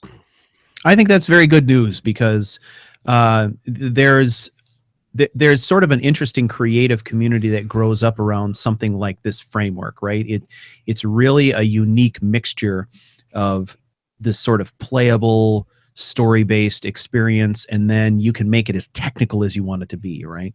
That's part of the reason why I like also YouTube as a story medium, for example, because I get to play around with not only making a story, but I get to make mods, right? And I get to do video production and stuff like that. If somebody said, take your story and write a novel, I'd be like, wow, that sounds boring as hell. But let me make a video. Sure, I'll do that, So it's a really... I disagree. I think what's fun, what's totally fun about it is that it's this brand new way of expressing yourself, right? And I think there's going to be a whole new wave of people discovering it. That is a very positive thing, Cal. I think that could come out of all of this. Yes, there's going to be hardships around people breaking their games and messing stuff up and blah blah blah. But you know what? You can go out and do the research. You can start over. You can try again and do it right the next time. We've all been through that. So I think overall, the consensus is that Skyrim SE is a good thing. It's just there's a lot of growing pains associated with figuring out how all of this is going to work and what it all means. I think any kind of a scenario where we have a large influx of new blood, new ideas is a good thing. So the chat has mentioned a few things. One of them was Brian mentioned if we could talk about Mod Picker, and the nonconformist also mentioned Enderel. Yeah, right. Two things to talk about as far as I guess from the perspective of Enderel, Skyrim is still ripe for completely new games to be made from it. Yeah, well, absolutely. I think this is a good segue, right? I mean, we've reached the end of our 90 minutes, and I want to be respectful of everybody's time. So what I'm going to do is we'll open it up for Q&A right now. Panel members, if you've got things you need to be doing, stuff like that, feel free. You can drop off or stay on as you like. But we are going to open it up for questions. We have a couple of rules regarding questions, however. You need to let us know if you're addressing the question to a specific person on the panel or the panel in general. And if you could preface your question in the chat with something like the word question in all caps so that we can pick it out from all the other stuff that's going on in there. We'll do our best to sort of moderate that and pull some things out. But feel free to go ahead and start freely posting those right now. I just wanted to take an opportunity to thank all of you guys for coming on. I mean, I feel like we could have talked about this for another 2 or 3 hours. Like easily. The fastest 90 minutes ever. Yeah. Yeah, that was quick. I was like, yeah. Really? Is it 90 minutes? This is. Oh my God. I was tapping my phone, see if it was broken with the time or something, but no. Although, I don't know about you guys, but I gotta go to the bathroom. Yes, go for it. Certainly do that. Yeah, everybody take a bio break if you need to do so. We'll start getting questions. Your headset doesn't reach? No! If it did, about 45 minutes into it, you guys would have heard a toilet flush. Well, you, my friend, need a Razer headset, which comes with literally 15 feet of cable. I would have dragged it all the way downstairs. If you look at toilet flush would be great. Look at this. I've looped my cable twice into 2 different loops, and I looped that around my microphone to deal with all of this rat's nest. It's really insane. I curse them sometimes at how long this cable is, and also my mouse cable. But in a pinch. It's in a pinch, So let's give goes really quiet. We'll know what he's doing. Oh yeah. So let's give 5 minutes for everybody for a little bio break, and we'll start gathering some questions. Yep. We hope that people will stick around for the Q&A.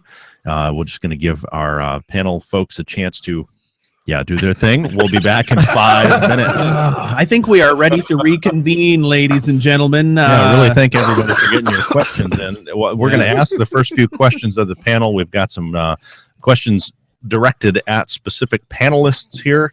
But don't hesitate. If Amazing. you have other questions, get them into the chat and we'll queue them up. Amazing. Joe, you want to lead off with the first question? I've avoided the chat till now, but I will actually read it. Well, Yeah. no, that's Don't that's feel like you actually- have to. that's We'll fine. lob a few of these I at find you. it too distracting. Well, Yes, we will lob yeah. them or fling them depending on. let's start out with we have one for Couch Warrior. Oh shit. Okay. What sort of mod do you wish was on SE right now? Are there any mods that you are really looking forward to? SE doesn't count. SE doesn't count as a mod. Well, it does, but that's just a given. Okay. So the question is, are there mods that I wish that I was using on SE right now that I'm not? Is that Basically, it? what sort of mod do you wish was on SE right now? Well, besides booby and waifu mods, I would say Well, Don't go there. Yeah, let me just hop on that train. We'll be here all week. Come on now. You Stop should just it, do that guys. for Stop. April 1st. You should just have like booby waifu, whatever you say it, wafu. Waifu. Yeah. But yeah, Yeah. You know, I don't know. I guess I'd have to say that there are some classics, you know, some things that I've really enjoyed using on Old Rim that I would love to see in SE that, you know, may or may not be coming. One of those obviously is, I don't know if Immersive Weapons is out yet, but I'm guessing that that's a project that's in process since we've seen Immersive Armors. Soon. So, you know, that I miss that. I certainly miss Hunterborn, like the old Hunterborn. Hunterborn. That's pretty stinking fun. And now that I've had an opportunity to really dig in with Campfire, I would love to try those together, you know, and kind of play those out together. So, you know, that's kind of where I'm at right now, I guess. All right, cool. Simple stuff. Next. Let's see. All right, William, we're going to give you a pass on this one just because it's William. Wow. We like No, William. No, William is fantastic. So, personally, I'm going to give William a pass. So, William just wants to know if, and the only reason, William, I say is because you didn't address it to anyone specific. We want specifics, either a panel or a specific person. If you wouldn't mind. Maybe William he was wants to asking know the if you entire will port 5 Fables over to SE. I think I know the answer on this, but Oh, will I move that story over? Parallel universe. I know what answer's coming now. that it's on pause ATM. That would all depend on whether or not a few certain very critical mods made it over to SE or not. But at the moment, no. So The only other non-directed question towards the panel that is out there is kind of has a political intonation. Oh, neat. I'm gonna oversee. I'm just gonna skip over that. will one. Trump take over Nexus? Is that what we're asking? No, so it's going to be huge. Let's talk about this. It's going to be big league. Yeah, we're going to be modding God. quickly over the next year. Get ready. Modding bigly. Okay. What is What's the your question? question, What is Bigly? the question? all right. The question was, what do you think about Paulo Down quitting because of the election? Oh. Some of his mods are Civil War Overhaul and Fire and Ice Overhaul. I wasn't even aware of that issue, so I can't address it. Anyone else? Hope it doesn't start Civil War. Well, I do. Well, Know I a little hope so, bit of too. Backstory on that. You know, I bet you did. Cal's got info. Apollo Down took a number of his mods down initially before the election, and it had more to do with the fallout regarding making diverse legionaries. In other words, they used to be all Imperial, and then, according to Skyrim lore, they actually include the races from the different nations, and that made it more, correct according to lore. Right. Well, a number of commenters took exception to that, and Apollo Down is known as being politically very active, and that they thought it was just a way of him being politically correct, and it got into a huge tiff, and he took his mods down. So After the election, he basically said he's going to retire from modding completely and has taken his mods down permanently. Now, whether Originally, he had said that he would put the mods back up on November Correct. 9th, the day after the Correct. election, and encouraged the people who came to his mod pages to support certain causes like Black Lives Matter and correct. women's rights and things like that. But Mhm. he did use his mod platform for those causes. Which I think is kind of inappropriate, but at the same It's- time, it's his right to do. It's so. his right. Yeah. It's not the right it's not the right venue, but you know, he did have a lot of eyeballs coming to that page, you know, so And Right. perhaps decided it, to, yeah. perhaps You it know, makes I feel- another case for this whole idea about etiquette. You know, commenters be damned. I mean, if this is what you want to do it, I guess, how you want to do it. People have a choice on whether or not they want to download your mod and use it or not. It's a shame. I hate to see people chased out of modding who are good at it and love doing it. So, And Right. we've never been Unfortunately, of that's the also kind of put kibosh on whether we're ever going to see the rise of Manny Marco, which was a collaboration of a bunch of different mod authors that were putting a lot of hard work into it, and Apollo Down was leading the team. Hmm. So whether Yeah. it's the rise of Manny Marco again, we don't know, but it's kind of up in the air now. It's a shame. that is a shame. I feel like everybody has a right to do what they want with their art. I mean, do what you like. It's your art. You've created it. Do what you will. But I've said in the past too, on the updates on the channel and regarding my own stuff, once you put a creation out into the world publicly and you've allowed other people to fall in love with it, it's no longer just your art. It's now theirs. So if there are people who have used a specific mod and they fell in love with the mod, they're not using it because they feel entitled to it. They're using it because they fell in love with this thing. And then they take a break from modding and then they come back and then it was taken from them. I feel that Apollo has the right to do what he wants with his art, but at the same time, it's no longer just his. That's a good point of view. It is. It's I think a responsibility to sharing as much as a joy and commitment to sharing. So mod people, there are people who now make it a regular point to download something the second it comes out and stock it away on their hard drive for fear that someone is going to take it away. Yeah.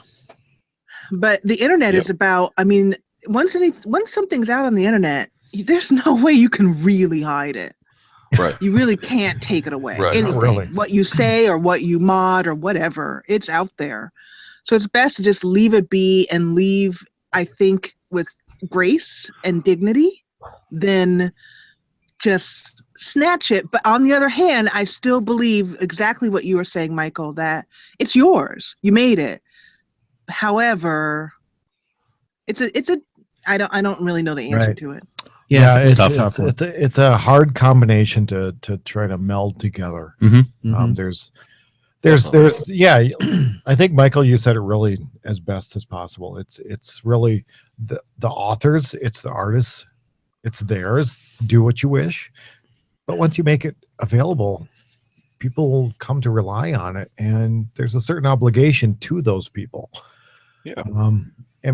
But you can't hold the author responsible for that obligation. They didn't create the obligation. They created the picture of which you all look. Yeah. You pretty know, much. I would just have to, say the mod author's creation is their own. And I will never, as much as I disagree with Apollo down a lot of his positions and how he conducted himself on this, it is entirely his right to take it down. Right.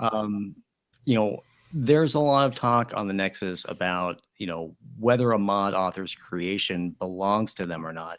And this speaks to whether someone else can take the mod and upload to the SE. You can't. Oh, good point. It's not theirs. It's just because it's out there doesn't mean you can take it Right. and redistribute it or Yep.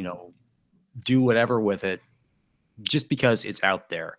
And this has to do with fair use and a bunch of other property rights issues, and whether it's music or imagery or whatever, you have to be able to be respectful of the mod author's creation. And if he wants to pull it down, he pulls it down. Yep. That's how it is. That is his prerogative. I can totally respect that. It's his property. Now, that also leads to later on discussions about how Bethesda handles mod authors' creations and whether they should get paid for them or not. But that's a long conversation that I don't think we want to get into today. Another time.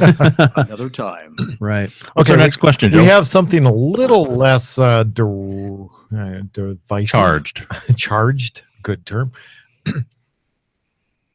This is to everybody. What do you think of fast travel in Skyrim, and how do you approach it from an immersive playthrough? I don't. Don't. Solve that one right away. Yep. Yep. My feeling on fast travel is I don't use it, but I also don't use mods that disable it because sometimes I need to use it as a tool to fix some shit. Yeah. You know, right, like sure. that kind of thing. But personally, when I'm playing, I don't use it. Now I've used oh god, I can't remember which one it is now, but I've used a mod that adds different ways, different means of traveling. It adds carriages and boats and things like that, which is It's the skipping mod it's that I think is the best. it's basically an extension of fast travel, but it's done in a way that makes sense. So It's I want not to take teleporting. I want to take a boat to Solitude. Okay, great. You know, so I take a boat, but I'm not going to sit there for 15 days. I've got watching the water go by. mixed feelings on the carriage thing. You know, I'm saying, like, I think it really depends on your playthrough and how you use it. I guess it does, but I've been attacked by so many bandits on the road between, let's say, I get attacked by 50 bears between the time that I leave Whiterun and I arrive in Riften. And then I look at the carriage that goes between those two locations, and it doesn't have a single claw mark on it. How's that even possible? But yeah, I get you. I totally get you. For an immersive playthrough, that's why Kennereth created fat horses to ride, because they're a lot faster than bears. Fat horses? Fat horses? Ever look, they're kind of chunky and fat. So That's they're the name of kinda my new meaty. tavern. Tavern. Fat horse. That is a Sounds great great. tavern name. The chunky horse. The Chunky Horse. There you go. I love it. Jessa, Dark Fox, get on that. Has to fit in though. It has to be the chunky line. Love it. Okay, what do we got? What's next? Let's see. Anything. Is there a single good source for beginning modders that gives a decent overview of modding and modding tools? Gamer poets. Nope, none. I was gonna say, Michael. Next question. No. Don't leave out Cal. Cal has some awesome stuff Absolutely. on his channel. Sorry, Cal, Cal. My apologies. Dirty Weasel and Gamer Poets are Exactly. probably my top two. outside of the shameless plugs, I'm going to suggest people go to the reddit.com r Skyrim mods. If you scroll down on the right side in the right panel, they have the beginner's guide to using mods. Yeah, that is a It's great extremely source. detailed and very well done. Mostly by TerraFox. Hi, TerraFox. He's a mod over there who's now a mod on the team at Nexus. Community manager, yeah. Yeah, community manager. And he is one of the nicest people I have ever had the wonderful ability to interact with. And Lots that's of a good smart one people to go over there. for if you want to read it, in other words, if you're more of a reader person. And Cal and Michael are great for the video tutorials as well. Dark Fox, though, didn't you also you did CK2, right? Yeah, I've Yeah. done DK tutorials, yeah. Yeah, so that's... I've learned from Dark Fox, by the way. Yeah, that's where I went I've learned from with watching CK. Dark Fox's tutorials. That's all I Yeah. watch. It's ridiculous, man. There's So, so much Okay. out there. By watching them. Mm-hmm. All right, Yeah. well, actually, Great that's a fantastic segue. So we have a question for Dark Fox. Ooh, here we go. Is Ready. Gorf okay? Is Gorf? Gorf? Gorf? He looks really out of it. He's fine. I have this ongoing joke about this little beanie here. I introduced him to everybody just a couple of months back, maybe a few months back, and it's not my frog. I've heard that before. It's not my frog. Gorf is frog backwards. I named him and I stole him from Sim Sim.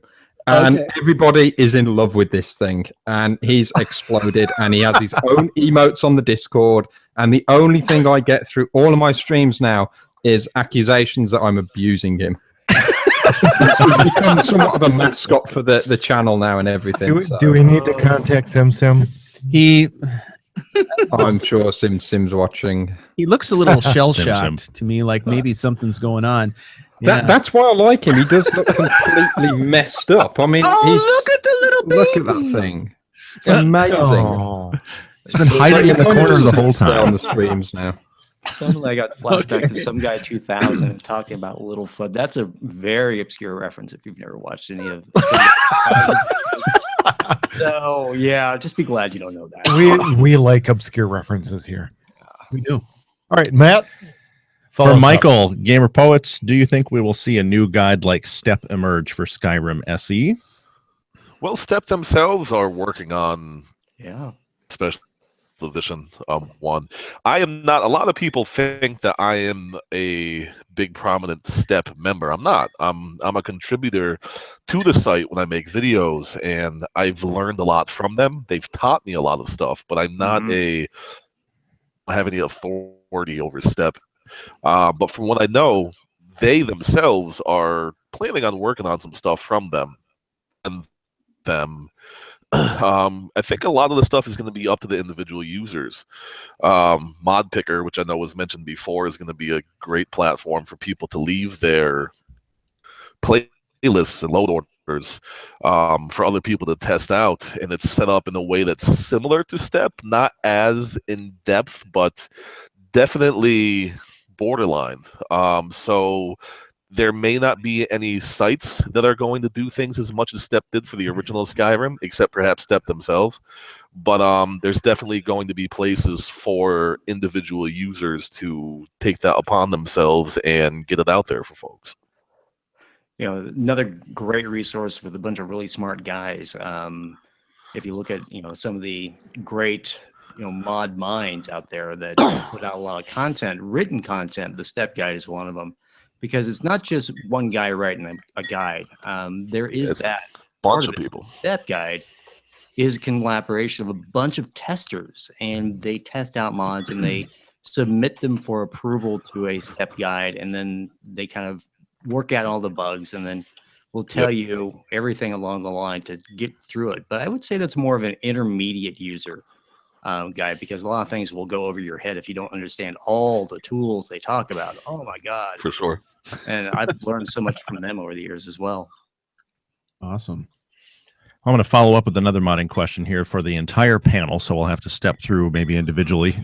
Don't just tromp on each other here, but this conversation does also relate to Cathedral versus Parlor modding. How did the panel members feel about the two schools of thought? I have no idea what that effing means. What is that? It's like, I'm glad somebody said it before I did. All right, I have no problem at all admitting my ignorance on anything. That once again speaks to mod ownership and whether the modding community is open, and whether a mod is considered open source, or whether it's your own little creation that you have control over it. I'm not as familiar with it. It goes back to the Morrowind days. But yeah, that's a pretty complex topic, and I think that people who are better knowledgeable than me could speak about it. But so Cathedral modding is the idea of creating a mod as a resource for other people to use or add to. Is that the concept? So if Plague Hush is still on, we can ask for a clarification there too, because I think we want to try to address it correctly. It may be a long conversation. Maybe we need to address it in another panel, but I think we've got a lot of strong feelings about when pieces are created, who owns them, how are they shared, how are they maintained, things like that. But I think that we were pretty clear that you can't just grab and walk off of somebody else's work and start posting it somewhere else. So right, if that's what it is, I figured it's up to the person that creates it. I mean, there's mod authors out there who put right on their page, if you want to pick up this mod and add to it, go ahead and do it. Which comes down to the individual decision. Some people just don't like it. I've certainly done that myself. I mean, with old projects, like I've got old projects that I've pretty much just given up on and I'm not interested in anymore, like the old Millwater Retreat and Darkwater Sanctuary, and I've kind of just put them on a section on my website where it's like, if you want to take them, pick them up and do something with it, maybe improve on it or just re-release it with a few changes, whatever you want to do with it, use it as a base to work with, then I'm quite happy with that. So, but with like, say, my new work, my work that's up on the Nexus that sort of highlighted my best stuff, my Corinthia Tower and stuff like that, I feel I'll put permissions that are like, if you want to do anything with me, then, you know, or with the mod, then I'd prefer that people get in touch and ask rather than, I don't think it's right that people could just say, take something, upload it somewhere and, you know, I agree. make changes or whatever. Sure. Mm-hmm. It's a conversation that's been going on for, you know, over a decade now, and I think it's still going on. I think the two sides are still having this conversation, so it's still an up in the air question. So, Richard, would you consider the stuff that you're doing for Project Modularity to be sort of like Cathedral type of stuff, where you're putting it out there and making it available for everyone, along with live stream footage and tutorials and things like that, or? I sort of, when I come up with the idea of Project Modularity, I was sitting here thinking Skyrim's what, 5 years old now. We've got SSE, whichever you want to call it, come out, and I'm thinking, you know what? I've been making all of this content, and okay, I've shared certain things. I've kept a lot of the really good stuff like hidden away and not told people about. Like, I've had questions, how do you get that damn tower to rise? And I'm like, I don't know. Just can't happen. I won't tell anyone anything. But I came to the realization that, you know what? If people know more, if you share more, if you share how things are done, if you share your content, give it out for people to just do what they want with, you can get really, really great content from that. You can get more good stuff from allowing people to delve in, have source files for scripts, like take it and do something with it, you know? So I'm at the point now, I'm like, okay, I'll do this thing, Project Modularity, everything I make in the future, I'm just going to stick under this banner, anything under there. Ooh, we lost him. Dark Fox, you dropped. Yeah. Man, he was in the middle of a brilliant thought, too. I would love to know more about Project Modularity. Okay, thanks, Chrome. That was great. Anyway, it just died on me. My browser was just like, you know what? They don't need to know this. I thought maybe somebody had you in witness protection or something, and you weren't allowed to talk about it. Google was like, he knows too much. Out. Yeah, yeah, but I was like, I'll just stick everything under this banner and see what people do with it. You know, just share it, give it out.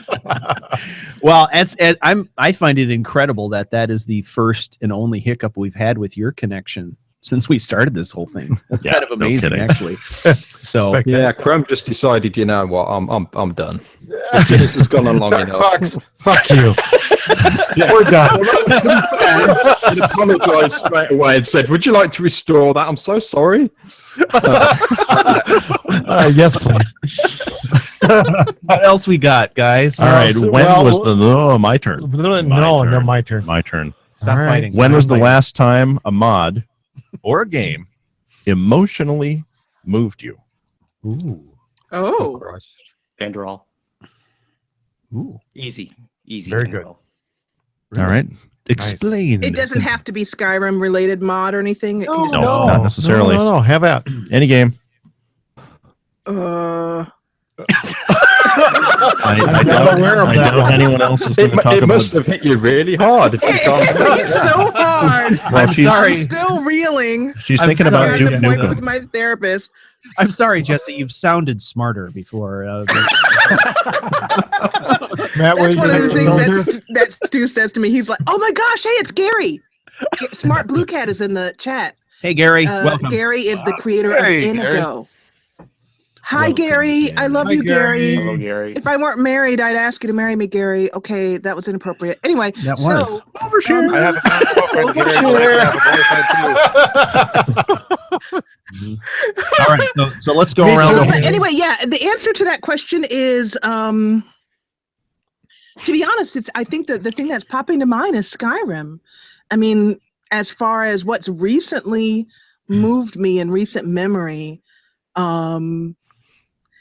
I think Skyrim has, I'm thinking of a time, a very simple moment in the game in which Mala, this was back when I was playing Mala, was saw a dragon. This was actually, somebody asked about interesting NPCs, so this will also answer that question too. We were she was just in the countryside, and we saw a dragon far away that wasn't acting as a normal dragon, that turned out to be an interesting NPC. And the experience of the snow falling, I think that's one of the reasons why I love modding Skyrim so much, is that there are moments where it all comes together in a way that is very difficult to imagine when you're putting it all together. Just the way the snow, your HD snow is falling, the sound, comes together.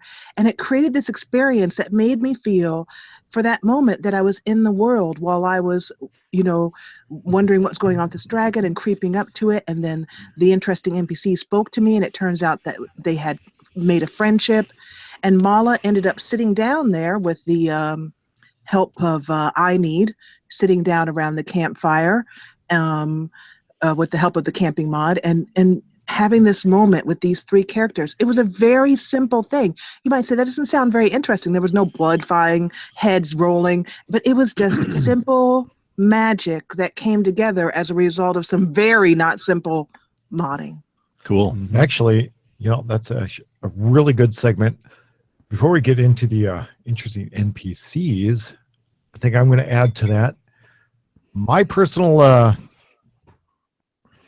memorable experience would be actually Mist. The whole Mist experience really brought me into the computer game experience. Yes, there was wizardry and all that good stuff.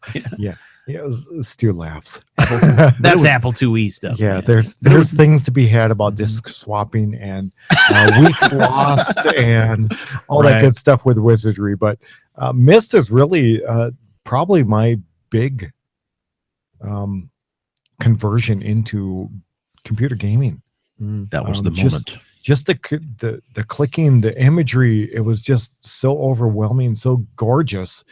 And if anyone has watched Artist Caleb's Myst walkthrough, you haven't watched it's fantastic. You really have to. It's pretty good. Because not only does Artist Caleb accentuate the beauty of the game, he just really brings you through the experience. But it was so immersive. I mean, you couldn't help honestly but really feel is. like you were wrapped around. Myst was my big that's cool.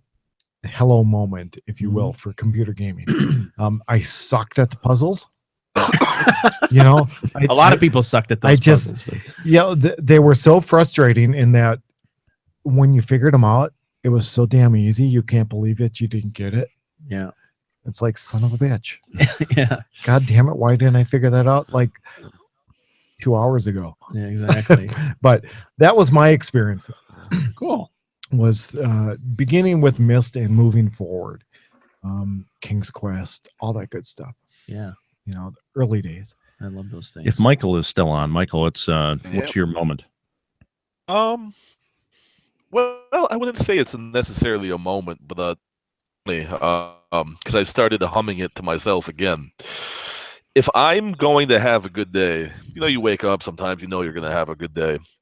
It's because you find me humming Legend of Zelda in the shower. Oh God, I love Legend of Zelda. Whenever I'm in a good mood, for some reason I start humming their main Zelda. It stuck with me since I was a little kid. I remember playing it, the gold cartridge on Nintendo NES. I was a kid. That's why I play games now. I play games because Legend of Zelda. I stick with RPGs because Legend of Zelda. And not all day yesterday, but I spent a lot of my time yesterday watching orchestra versions of the Zelda themes. I love it. It motivates me. It's actually, I think over the last few days, getting back into just that music has renewed my motivation for making content on the channel. So while it's not necessarily a moment, it's definitely something influential in my life. Sweet. That's very cool. It is. So, Dark Fox, let's bring it back around to you.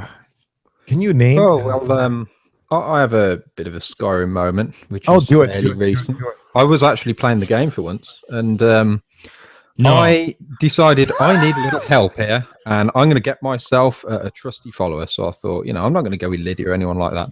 Sat down at the bar at the tavern in Whiterun, and there's this guy sat next to me. He says, "You need a mercenary," and I'm like, you know what? I probably do. So I'm like, tell you what, come along with me. And he's just called Mercenary. I'm thinking, this guy's boring as shit. He needs a name. So I grabbed myself Jackson's renamer and I call him Brevic or something like that. And I'm like, okay, let's go. So I'm thinking, this is good. I've set my game up now pretty well. I've been working on it a bit. Everything's cool. And I'm thinking, he should be good. He's a pretty good, tough guy. And we spend some time doing a few quests together. And then we come across one random fort and we're fighting. And then I just hear this scream. And I turn around and he's dead. Oh, no. And that was really emotional for me. This guy was just this mercenary who I named myself. And there he is dead. And he was killed by some sodding Forsworn. And I'm like, this is not right. So, but I'm very immersive, I don't like to just revive him with the console. So I'm thinking, I'm going to avenge this guy's death. I'm like, how dare you? So I slaughtered these Forsworn. I killed them all. And then I was like, yes. And I'm stuck now because poor Brevic is just lying there in his steel armor. And I'm like, I need to bury this guy. Yeah, so, did you bury him? Anakin, no. Oh, yeah. So I immediately saved the game. I quit out. And I clean up your corpses, and I install it. Yep. Right? And I'm thinking, oh, God damn it. I haven't got the equipment to do this. And I'm like, you know what? Sorry. I'm cheating. I'm putting the console in. I'm getting what I need. Right? Get the tools. And I instantly. It's like that little hook thing. And I pick him up, and he's in my inventory. I'm thinking, well, coming on to what we were on about earlier on, we don't use fast travel. And I'm thinking, Jesus. This is going to be a while. I want to take him back to his homeland, So I want to take him back to Whiterun. But throw him in the bag of holding, Dark Fox. Throw him in the bag holding. No, I'm nowhere near Whiterun. I'm like, I'm not. As much as I love Brevic and I want to honor his death, he's going to have to stay with me for a little while I get some quests done. So I take him all the way up to High Hrothgar. I take him all the way back down. And then I eventually work my way back to Whiterun, and I go to give him the proper burial he deserves. And apparently, I had a notification halfway home saying that I had a rotting corpse in my backpack. Oh my God! I eventually managed to get poor Brevic home. Is that what that smell was? Yeah, I got Brevic home. To be fair, he might have been rotten, but I dumped him on that table, and I got him burnt. I burnt his corpse, and it was very, very emotional. I'm proud of that. Standing applause. I think all of us now. This is our moment. Sorry. Dark Fox, you win. That was a pure win. I concede. And on that note, I agree. Bum, bum, bum, bum, bum, bum, bum. But I need the damn boomerang. I can't get those bats without it. Oh, that was awesome. Oh, but yeah, I mean the memorable moments, and you hit on it. The naming of the character is what really made it. That simple Jackson renamer. Very simple item, but and amazing. Absolutely. Turns the game completely around. It'd have just been some dude otherwise, and he could have laid there and rotted. Exactly. Who cares? Right. But no, he was Brevic, the undead. And dead again, and still dead, and mostly kind of dead. And oh God, what's that smell? Dead. The smelly dead. Dead in a backpack. I mean, he's dead in a backpack. Backpack Brevic or whatever. Backpack Brevic. The scary bit's when you get to see his ghost.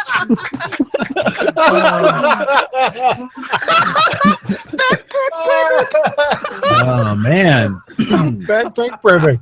Thank you for not turning Dark Brevic Fox, into your New backpack. NPC creation. Yep.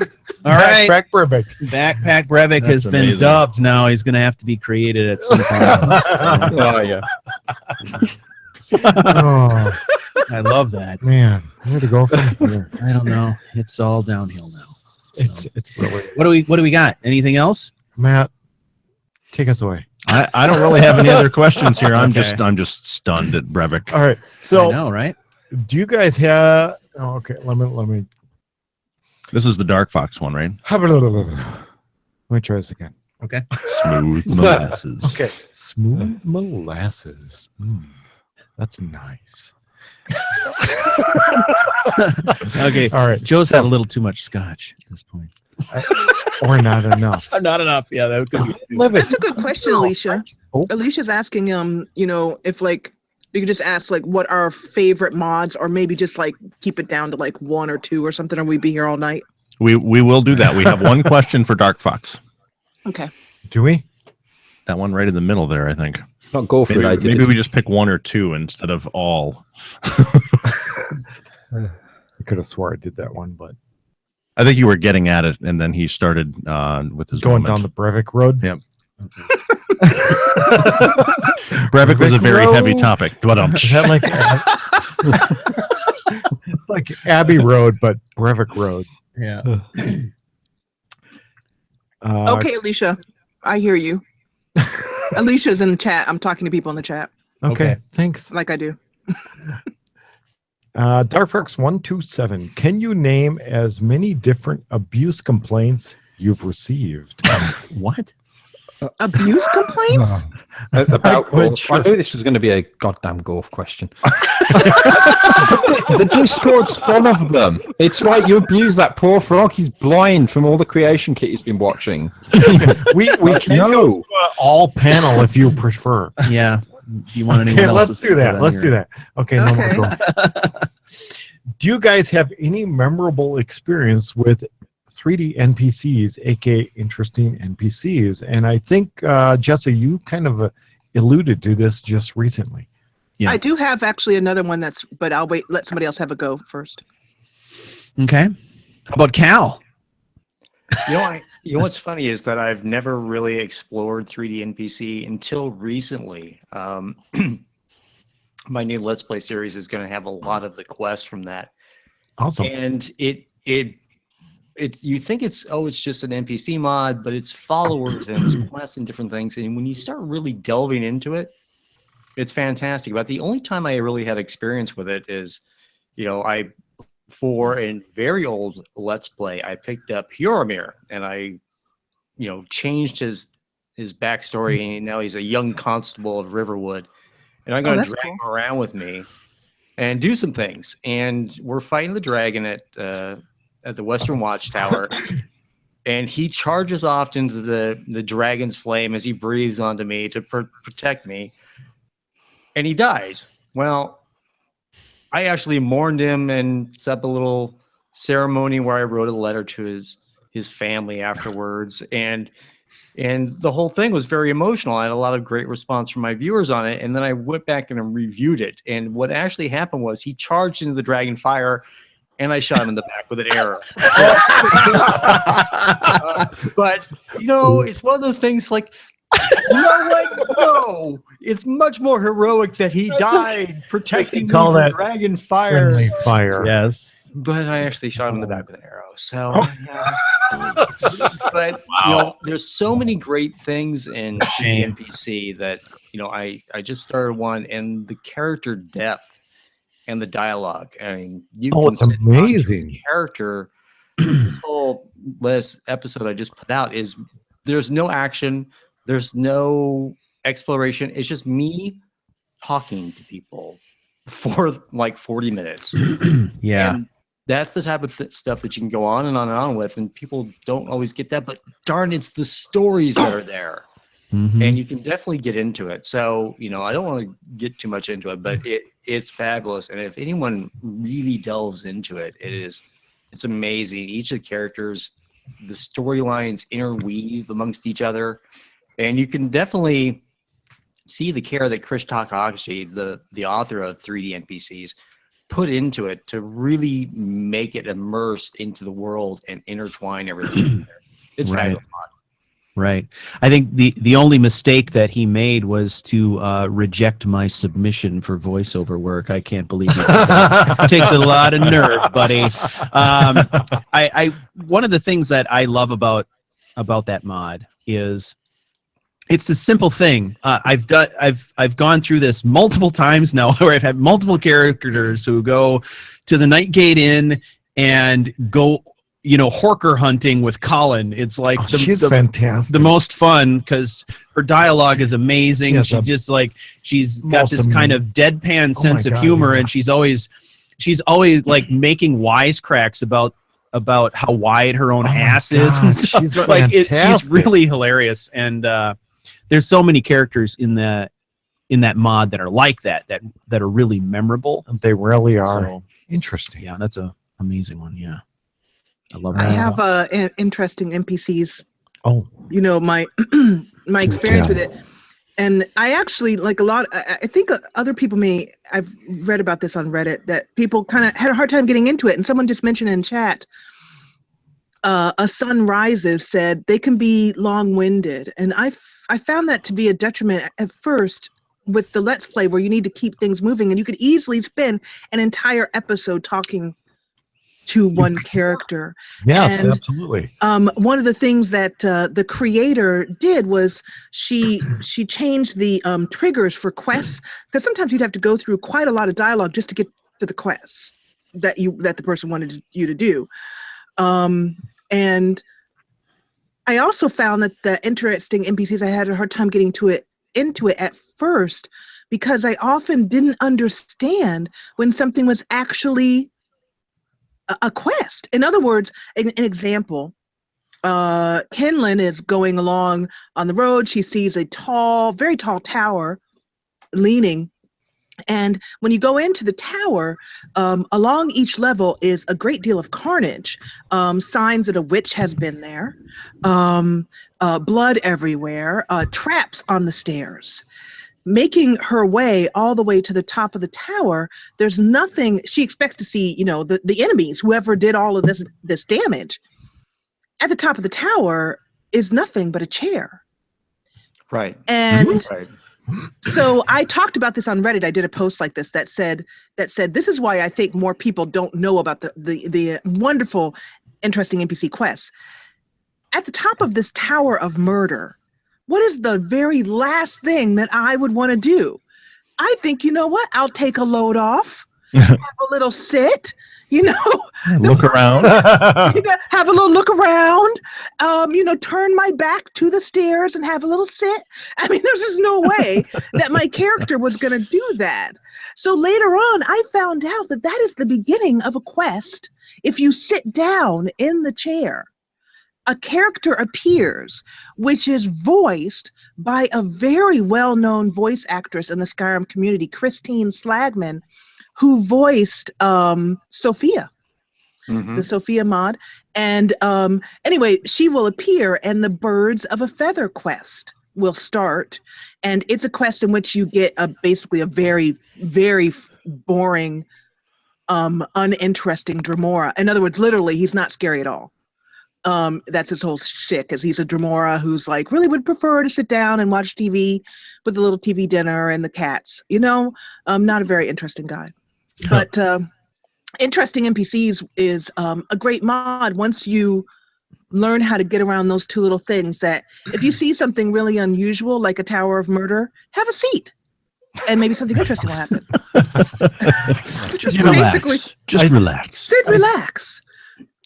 Absolutely, Jessa. I think the best thing to do with interesting NPCs is to just sit back and enjoy the conversation. Exactly. Because you'll never, it leads for a to moment, guess what exactly is going to turn up because of that. Yep. Because of that. And there's some mods that Stu, I think, could really weigh in on this as well too. As a Let's Player, there are some mods, and people will ask, what's your favorite mod? Well, it depends. Am I Let's playing for the community, or am I playing for myself? There's Right, some mods right. that just don't work. Oh, no, Well, that's and the number excellent. one mod for that I think has ruined every Let's Play I've watched is Frostfall. Frostfall is an incredible mod if you're playing personally. We'll get to that in just a second because I absolutely Stu is agree. coming back. But All right, so hang on for a minute Yeah, here. Stu Stu said, is Stu coming said that he back. never fast traveled, but he just had to fast travel to the restroom. So he did. Oh, okay. He couldn't last anymore. Actually, Woo! let me Better. Let me. Uh, Come on. Hey, Okay, Stu, we were panel. just talking about Frostfall ruining Let's Plays. Okay, Oh, Frostfall? yeah. Let's Yeah. table that just for a second because that's like, huge. that's a huge. That's a piece. Pandora's box. Yeah, It kinda is. that may be Rabbit that hole, may be I its think they own call new it. panel. I think that if we were to allow people to prep for that kind of a panel Okay, discussion, let's go about- down a different rabbit hole just for a second. Okay, please. What will be the greatest improvement for modding in SE? The greatest improvement for modding? I have no That it- idea. that it provides you, or that will happen. Yes. I guess that it what does SE provide modders as a platform that opens up possibilities for modders? That's how I would phrase that. 64-bit, the 64-bit, absolutely. 64-bit. Yeah. Yeah, I mean, it takes not all, but it takes a lot of restriction away from what you can load into your game. You're no longer limited by you're just limited by your hardware. Mhm. Agreed. Oh, Now sure. you can Talk really about the mod the shit limited out of it. hardware. What was that, Richard? You can really mod the shit out of it now. Yep. Yeah, next question. That kind of pretty much puts it all right Yeah, you get 64 shits instead of 32 shits now. there. Yeah, it's twice the shits. Double the shits. Double the I love shits. more NPCs. I want a more t-shirt with that. structures, more Yeah. things, more Yeah. textures, and more. Coming to the Character Crusade shop, double the shits. Double the shits. Skyrim SE, double the shits. Yeah. Double the pleasure, double the shit. I was going to say, I think I hear a jingle coming. I think Richard has coined more terms in this panel discussion than ever. We have to And get all of these down. Plague Hush is also mentioning in the chat that the VRAM limit is removed as Yeah. well, Correct. along with the 64-bit, so that you can use, if you're sporting that Titan X, and if you are, please be my friend. But anyway, if you have that, you can. I'll be your friend. Oh! Yay! You have a Titan X? I'm coming over. He's over here. I know. I remember seeing one of your Let's Plays and just trying. How did you make it look like that? I mean, how? It was astounding. But anyway, that's all enough. I've had to port mine over to an Atari 2600, so Good luck. Yeah, get that Skyrim cartridge. yeah. Question for Couch Warrior. Oh no. I think I know the answer, and I'm going to say 99% no. Oh, I'm going to throw it out there anyway. Do you think it's ever a remote possibility that Fleet. insert name here would Fleet. ever return? Will Fleet ever return? I'm It's a possibility. going to say 99%. as a no, as a 3D NPC. but that always leaves a percent. It's Open. it's a possibility. I mean, I have brought him back for a live stream before, a 3-hour something live stream. Brought Fleet back and did Moon Path to Elsewhere with him. You did. Which was pretty fun. So I would never say no. Never think- say never. Never say never. Yeah, he might make a comeback. You never know. My thought is that you got to keep asking. Okay. Eventually, let's- we'll break through, and there will be another 3-hour gameplay. I'm gonna do an Breakdown. impromptu here. Let's go to the panel minus Stu. What is it about Fleet Yeah, exactly. makes- I knew before makes as it they so were damn popular? I know asking the question. Stu, I was Stu is thinking tired of the Fleet, question, Fleet. so I am not going to ask him. I'm going to ask the rest of you. What the hell? I think it's because Fleet was Stu's first really full foray into the power of role play. It's when he learned how to do so many things. He started doing voices towards the tail end of it, which he swore in the first few years he couldn't do. He really showed people. It was a breakthrough for what was really possible as far as role play. He brought characters in, he intertwined them. He started out episodes with 10 or 15 minute long journal entries that explained all of the characters, what he was thinking, what was going on. And Fleet was also really a badass. Stu, you don't even have to answer this question. Yeah. Stu also learned how to do camera movement back then. Mhm. So he was in this creative exploration space, which was very powerful. And Agreed. it's kind of the same as why I think you're going to get started to ask about the Passage all the time, because the Passage has that same amount of creative empowerment that just causes you to just output content like crazy because you're in this zone. And you get that with a bunch of other characters now too, with Vander and others, where I think that you've had that breakthrough with Fleet that allows you to play the game a little bit differently than you did before. And I think that there's an advantage because people really identify with several of the characters that you're playing through with, and that makes it almost like inviting someone into your home, right? Yeah. Hey, come on over, Vander. Let's stick around for a while. Right? Every character ends up being an exploration of some aspect of your personality, in a way, I think. Tell me about that, Stu. Well, Vander obviously. Damn you, Matt Kelly. Vander is an exploration of my experience with ADHD, right? I mean, really. And if you watch that series and kind of really look at objectively at who Vander is and how he's acting and all that stuff, you can totally see it. I mean, he's ADHD all over the place, and that's me, right? So playing him is fun. I identify with him. I identify with this idea that you're walking down the street with a plan in mind, and suddenly you turn the corner and there's snowberries. Oh, plans changed. Snowberries, gotta love snowberries. Like it's that kind of a thing, right? And there are aspects of the character Etienne from the Passage who are very much an exploration of some of my own struggles. Can I just make one mention here? Is. Katie says that Vander is her spirit animal. Spirit animal. Yeah, that's funny. And I would never. I would hope to never identify with Fleet on that level, because he's got a very, very dark side.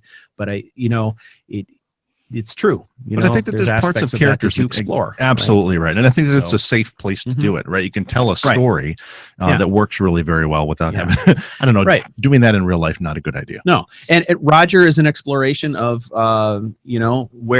where things can go, or how bad things can get when I've had too many beers. Exactly. But that's how that thing started, right? I had too many beers, and I got on the phone with Joe, and we started joking about, what about a let's play with a Draugr? What would he sound like? And then pretty soon Roger's voice was coming out, and I'm like, Joe, you got to hang up the phone now because I need to record something. Yep. It's time. And now, there's 4 episodes of Roger, but I absolutely love Roger, and my coworkers love Roger. If I break into the Roger voice at work, they're like, "Whoa, yeah!" They watch it, So pretty funny stuff, Anyway, so yeah, I could see Fleet making a comeback. He's a character that I really was engaged with for a very long time, and when I stopped creating his story, it was only because it became too overwhelming for me outside of the game on a personal level. There was just too much going on, and he marks a time in my past when I was kind of struggling a little bit and shut the channel down for a year, and then took a year off and came back again and stuff. So my question has never been, do I like Fleet as a character? I always like Fleet as a character. The question is more of, if I was going to bring him back, how the hell would I even do it? Like, where would he start? I don't even know. I don't feel like I can pick up where I left off. So, I'm not sure, but who knows? You never know. Turn the page, man. Yeah. Yeah. There's a good question in chat right now. Michael knows my struggles. I do. He knows. Jessa, why don't you read it for us then? Okay, it's for the Let's Role Players. It's here. It's by Mark Stein. Hi, Mark. Hi, Mark. Question for the Let's Role Players. What makes a follower a good or bad choice for what you do? Vilya, Sophia, Hoth, Inigo, Arissa, etc. Why are some more popular for role players than others? What do you think, Cal? You know, I've played with Inigo before. I played with Vilya before, and it really depends on the type of interaction that you're looking for. If you're looking for that banter back and forth between the player character and the follower, those type of mods are really great. Hoth, I haven't had a lot of experience with. I just kind of know them on a cursory level. But Vilya and Inigo, because of the amount of effort that the mod authors created with them and the flexibility that they have to interact with you, it really makes it great for a Let's Player if they want to have someone that they can interact with. If they want to make it, you know, a buddy movie, you know, Bing Crosby and Bob Hope on a road movie, they're going along and they're going to interact between the two of them, and That's you can awesome. really do that with those different mods. If you're doing a more story-driven or action one, maybe probably a little bit much because you always feel like they're kind of interjecting. But if you're looking for the interaction with them, yeah, the Let's Play that's focused on that interaction will be great. But it really depends on the type of Let's Play that you're running. You also make choices as far as like a Let's Play that, you know, well, I can't have him because of they become too overwhelming. And you're suddenly having to get drawn in away from what you need to be doing as far as your own story that you're telling. So it really depends. If you're looking for a buddy movie, those are great choices. If you're looking for something that's a little more story driven that you have control over what's going on, probably not the best choices. Yeah, I can agree with that. As long as the mod is, I guess. You don't want him glitching out or her glitching out halfway when you're trying to do something. But yeah, I pick followers or companions based on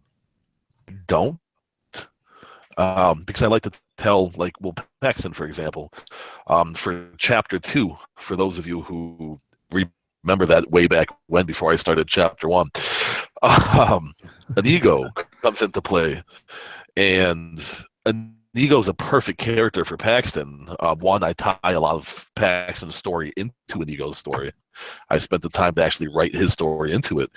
But it gives that comedic relief, but it still keeps the seriousness of what I'm trying to put. So yeah, I mean, it all comes down to on what story it is that you want to tell to the viewer. And again, for me, it's just I like companions that give something different, give something to the show that I couldn't give to it without that person. Yeah. This particular question is very interesting for me. My experience with followers as a Let's Player. I have seen followers ruin my Let's Play and been unable to watch some other people's Let's Plays if they had a certain follower because of they're very disruptive to the story. But then they have other followers who basically made my channel, and Inigo made my channel as far from the Skyrim perspective. He is fantastic follower because he added to the story without ever sucking away from it.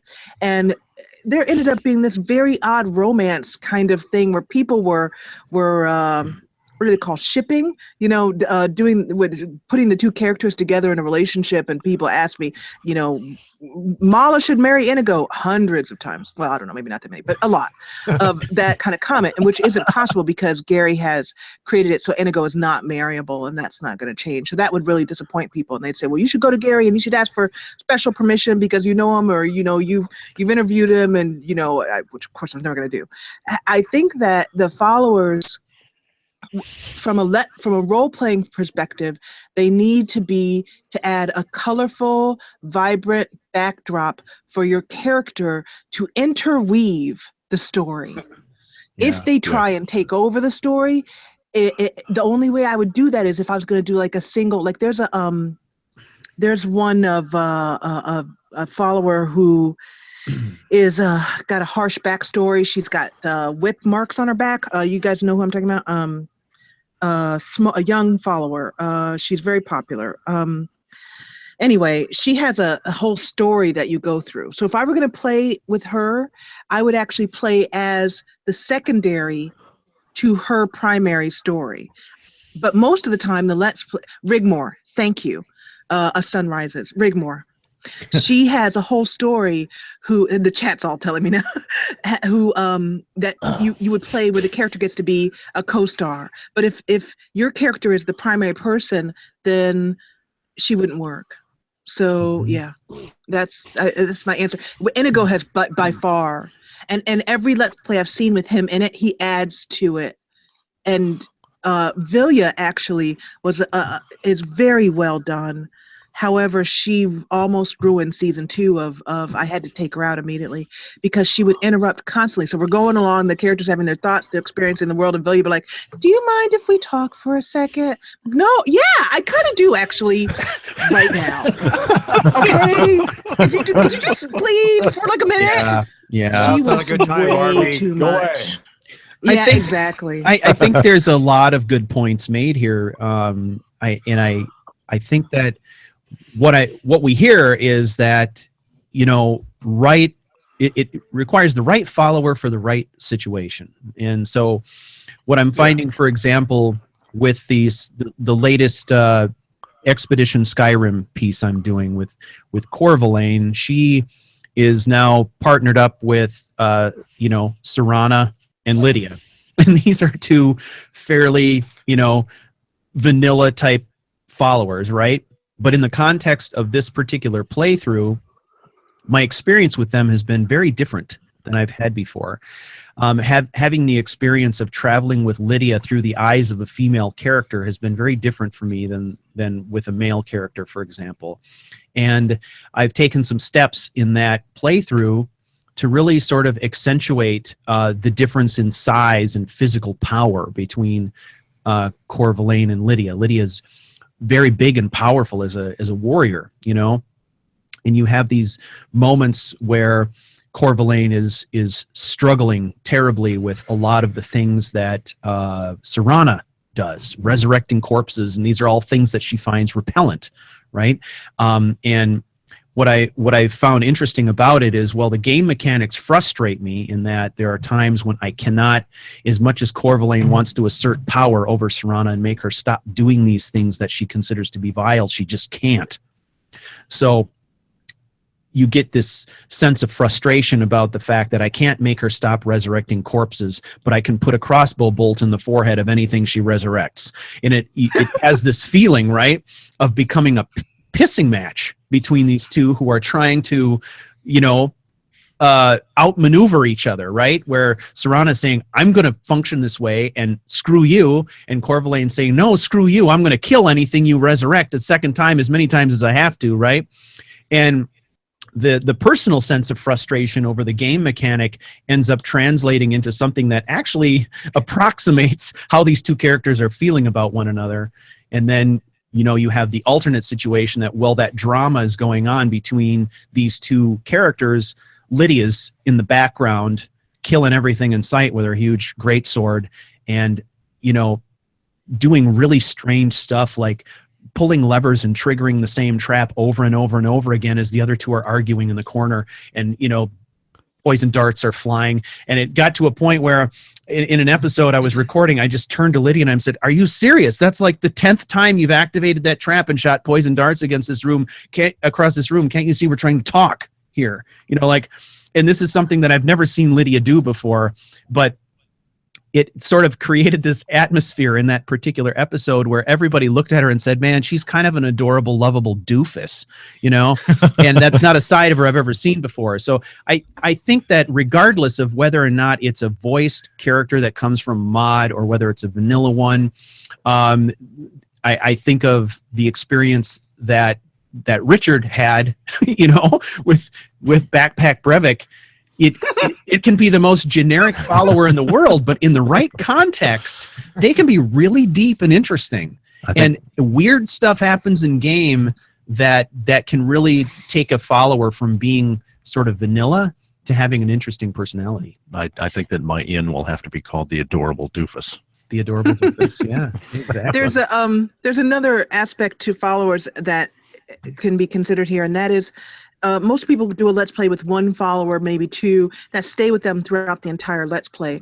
With Kenlin's Let's Play, she's actually approaching it differently. One of her jobs that General Tullius, her father, has given her is to coordinate the Civil War to find the best fighters in Skyrim, and then bring them as a mercenary force, her own fighting force, to the walls of Ulfric's city when it's time to face him. And so she's going around, and one of my most amusing followers has been Maik the Liar. And so she travels with these followers a little bit at a time, and then she assigns them to hold a fort when she takes the fort, and then she leaves one follower there, and then she goes around. She's gotten an orc follower and has become a bloodkin, which was a whole wonderful thing using mods where she had to fight enemies in a kind of arena in an orc stronghold, and that was really cool. So there's another way of doing it in which you don't just have one follower, but you can use the followers to further the story by building your own force with them that you use to do different things out in the world, like assign them tasks with mods like Hold and Defend, and that modder who does all those fantastic mods, mixed unit tactics and things like that. So followers become your own fighting force, which has really increased the immersion for the Civil War playthrough that Kenlin has. She has warriors fighting for her and holding locations throughout all of Skyrim, and at the end of her playthrough, they'll all come together wearing her face paint in a huge fighting force. Okay, well, like 7, but huge. That's huge. By Skyrim standards. In Skyrim, that's army. Yeah. And they'll face down her father's nemesis, and that's going to be the end of that story. Well, there's a lot you can do. It's pretty amazing, actually. Okay, let's talk about coming up in the future. What do you think the next storyline on the Elder Scrolls will be, and where? All right, who wants to take that first? The return of Brevic Strongarm. Yes, the return of Brevic. I love it. Brought back from the dead. Right. He never was Brevic really dead. reborn. Brevic Reborn. Yeah. Brevic Redux. Well, it depends on what you think, who you listen to. There's what people think is going to happen, and then there's what people would like to see happen. Right. When I say people, I mean us as individuals. The community at large seems to think that, based on evidence and digging into this and that and reading between the lines on this memo and that memo and blah, all that stuff, that it's going to be, something like Valenwood, right? I would certainly not be opposed to that because I'm a big fan of wood elves and the whole Bosmer culture, and I love all that stuff. That's cool. But honestly, I'm going to, as Richard would say, I'm going to play the shit out of literally anything they publish here. So it doesn't really matter too much. My main concern is just how it's presented. I think part of what has made Skyrim so powerful is the fact that it's open-ended, that it's open world, right? You're not on rails. You can create whatever story you want, and of course that means that we have a bunch of discrete quests that don't have any connective tissue in between them a lot of times, but that's what we do as gamers, is we're responsible for creating that connective tissue, and we do that with our imaginations. I would hate to see a scenario where another version of this game came out and it tried to put you on rails in the same manner that, say, Fallout 4 did. Yeah. I wouldn't want to see that happen. But, I guess we'll see. Other opinions? I think they're probably going to learn a lot from how Fallout went down. Although there's a lot of people that still obviously enjoyed it, I think they are going to learn an awful lot. And a lot of the sort of interviews with Todd Howard going on is that they know that they made a couple of errors here and there that a lot of the hardcore fans of their games didn't quite like. So, Yeah, I think Bethesda's a little more responsive than a lot of other companies are to that criticism. And, so, I have big hopes. I don't really care about where the location is. And like Stu said, there's all sorts of hooey out there about, it'll be Valenwood, it'll be going back to High Rock, or we'll go to, what's the Red Guard homeworld? I can't remember. Hammerfell. It really doesn't matter, because in the end, it's the story that matters. It's the ability to create your own story. It's not location. It's the world that they create around the location. We'll make the stories ourselves. Give us the open world freedom to do that. Don't box us in our rails and make us care about something. No voiced protagonist, or that would completely ruin it. Yeah. I think that Fallout 4 is not being received as well by the community in general. I think the modding community over there is very superficial. I may be wrong, but I don't think that you're going to see a lot of the really in-depth mods over there. I just don't see it. So I think people realize that it's just not working out, and Bethesda is smart enough to know when they have the wrong formula. And I think Elder Scrolls, they understand that they have a unique property there, and if they were to make it Fallout 4-esque in the way you conduct your character, It would be horrible. The community will abandon them. Yeah. I won't pre-order. I've said that before in interviews. I won't pre-order anything Bethesda does anymore, because fool me once, shame on you. Fool me twice, shame on me. So you're not going to get my money early. But I And think consoles enough. We've got a lot of time to talk about it, because Todd Howard is saying it's going to be years. And my guess is that they're waiting for. They have 2 other IPs in line before the next Elder Scrolls, and my understanding is that, or my guess, it's not understanding. My guess is that they're waiting for virtual. Yeah, and to catch up. I hope that's what they're doing. Banking on that too. Like that's my one fear, that they're obviously going to wait for the next bit of technology. But I hope that isn't the marketing point. Just like, look, we're on new technology. We don't want technology, but that's not why we're here for Elder Scrolls. We're here because it's an awesome story with an awesome world that we can do whatever we want with, whether it's the modding or the let's role play stuff, or role playing ourselves, like YouTube channels, just playing the game and being a part of that world. Reality would obviously let you be in the world, but you can still screw that up quite a bit if they don't Fallout 4. Yeah. Well, we've seen the end of the Game Boy engine, so they have to come up with something new. I just don't know where they're going to go. The engine. And Plague Hush just said in the chat, he said specifically, Todd said that the technology doesn't exist to do what they want to do with the Elder Scrolls next. Yep. So that actually makes me feel very nervous. What technology are they waiting for? Or are they, I mean, if they're rewriting the whole engine, yay! But if they're waiting just for virtual reality to catch up, that would be pretty irritating. Yeah, everyone has to buy a new VR headset and transform whatever their game room is into a trampoline so that you can play effectively. Oh yeah. So I thought they were looking for like next gen Connect.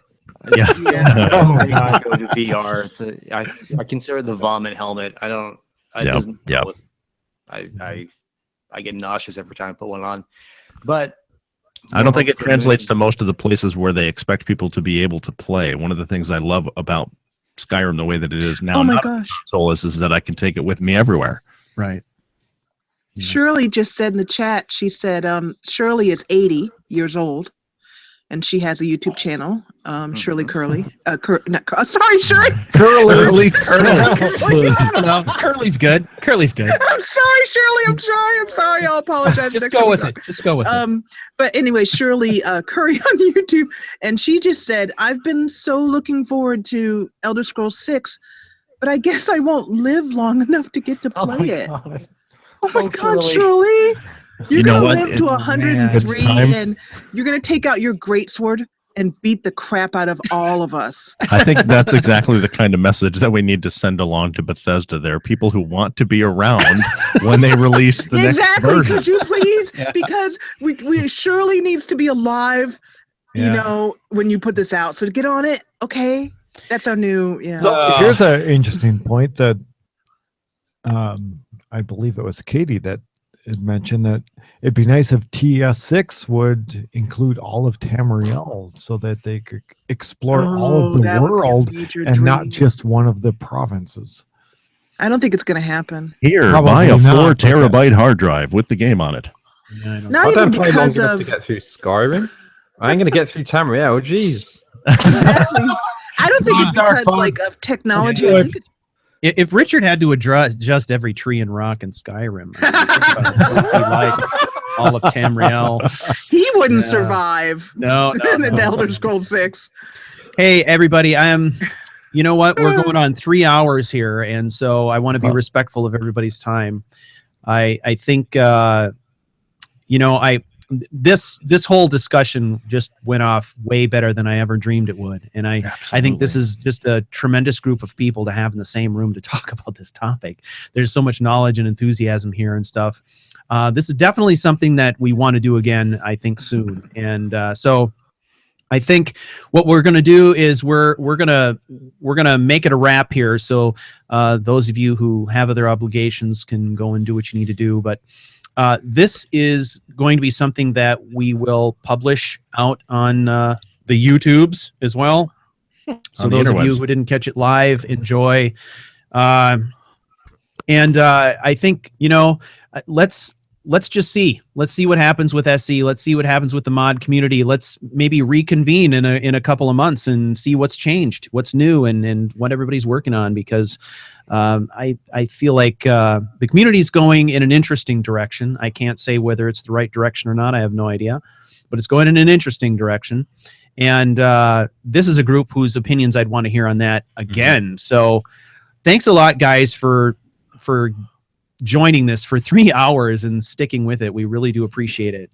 Oh, you're welcome. Thank you for having us. Yeah. Tons of fun.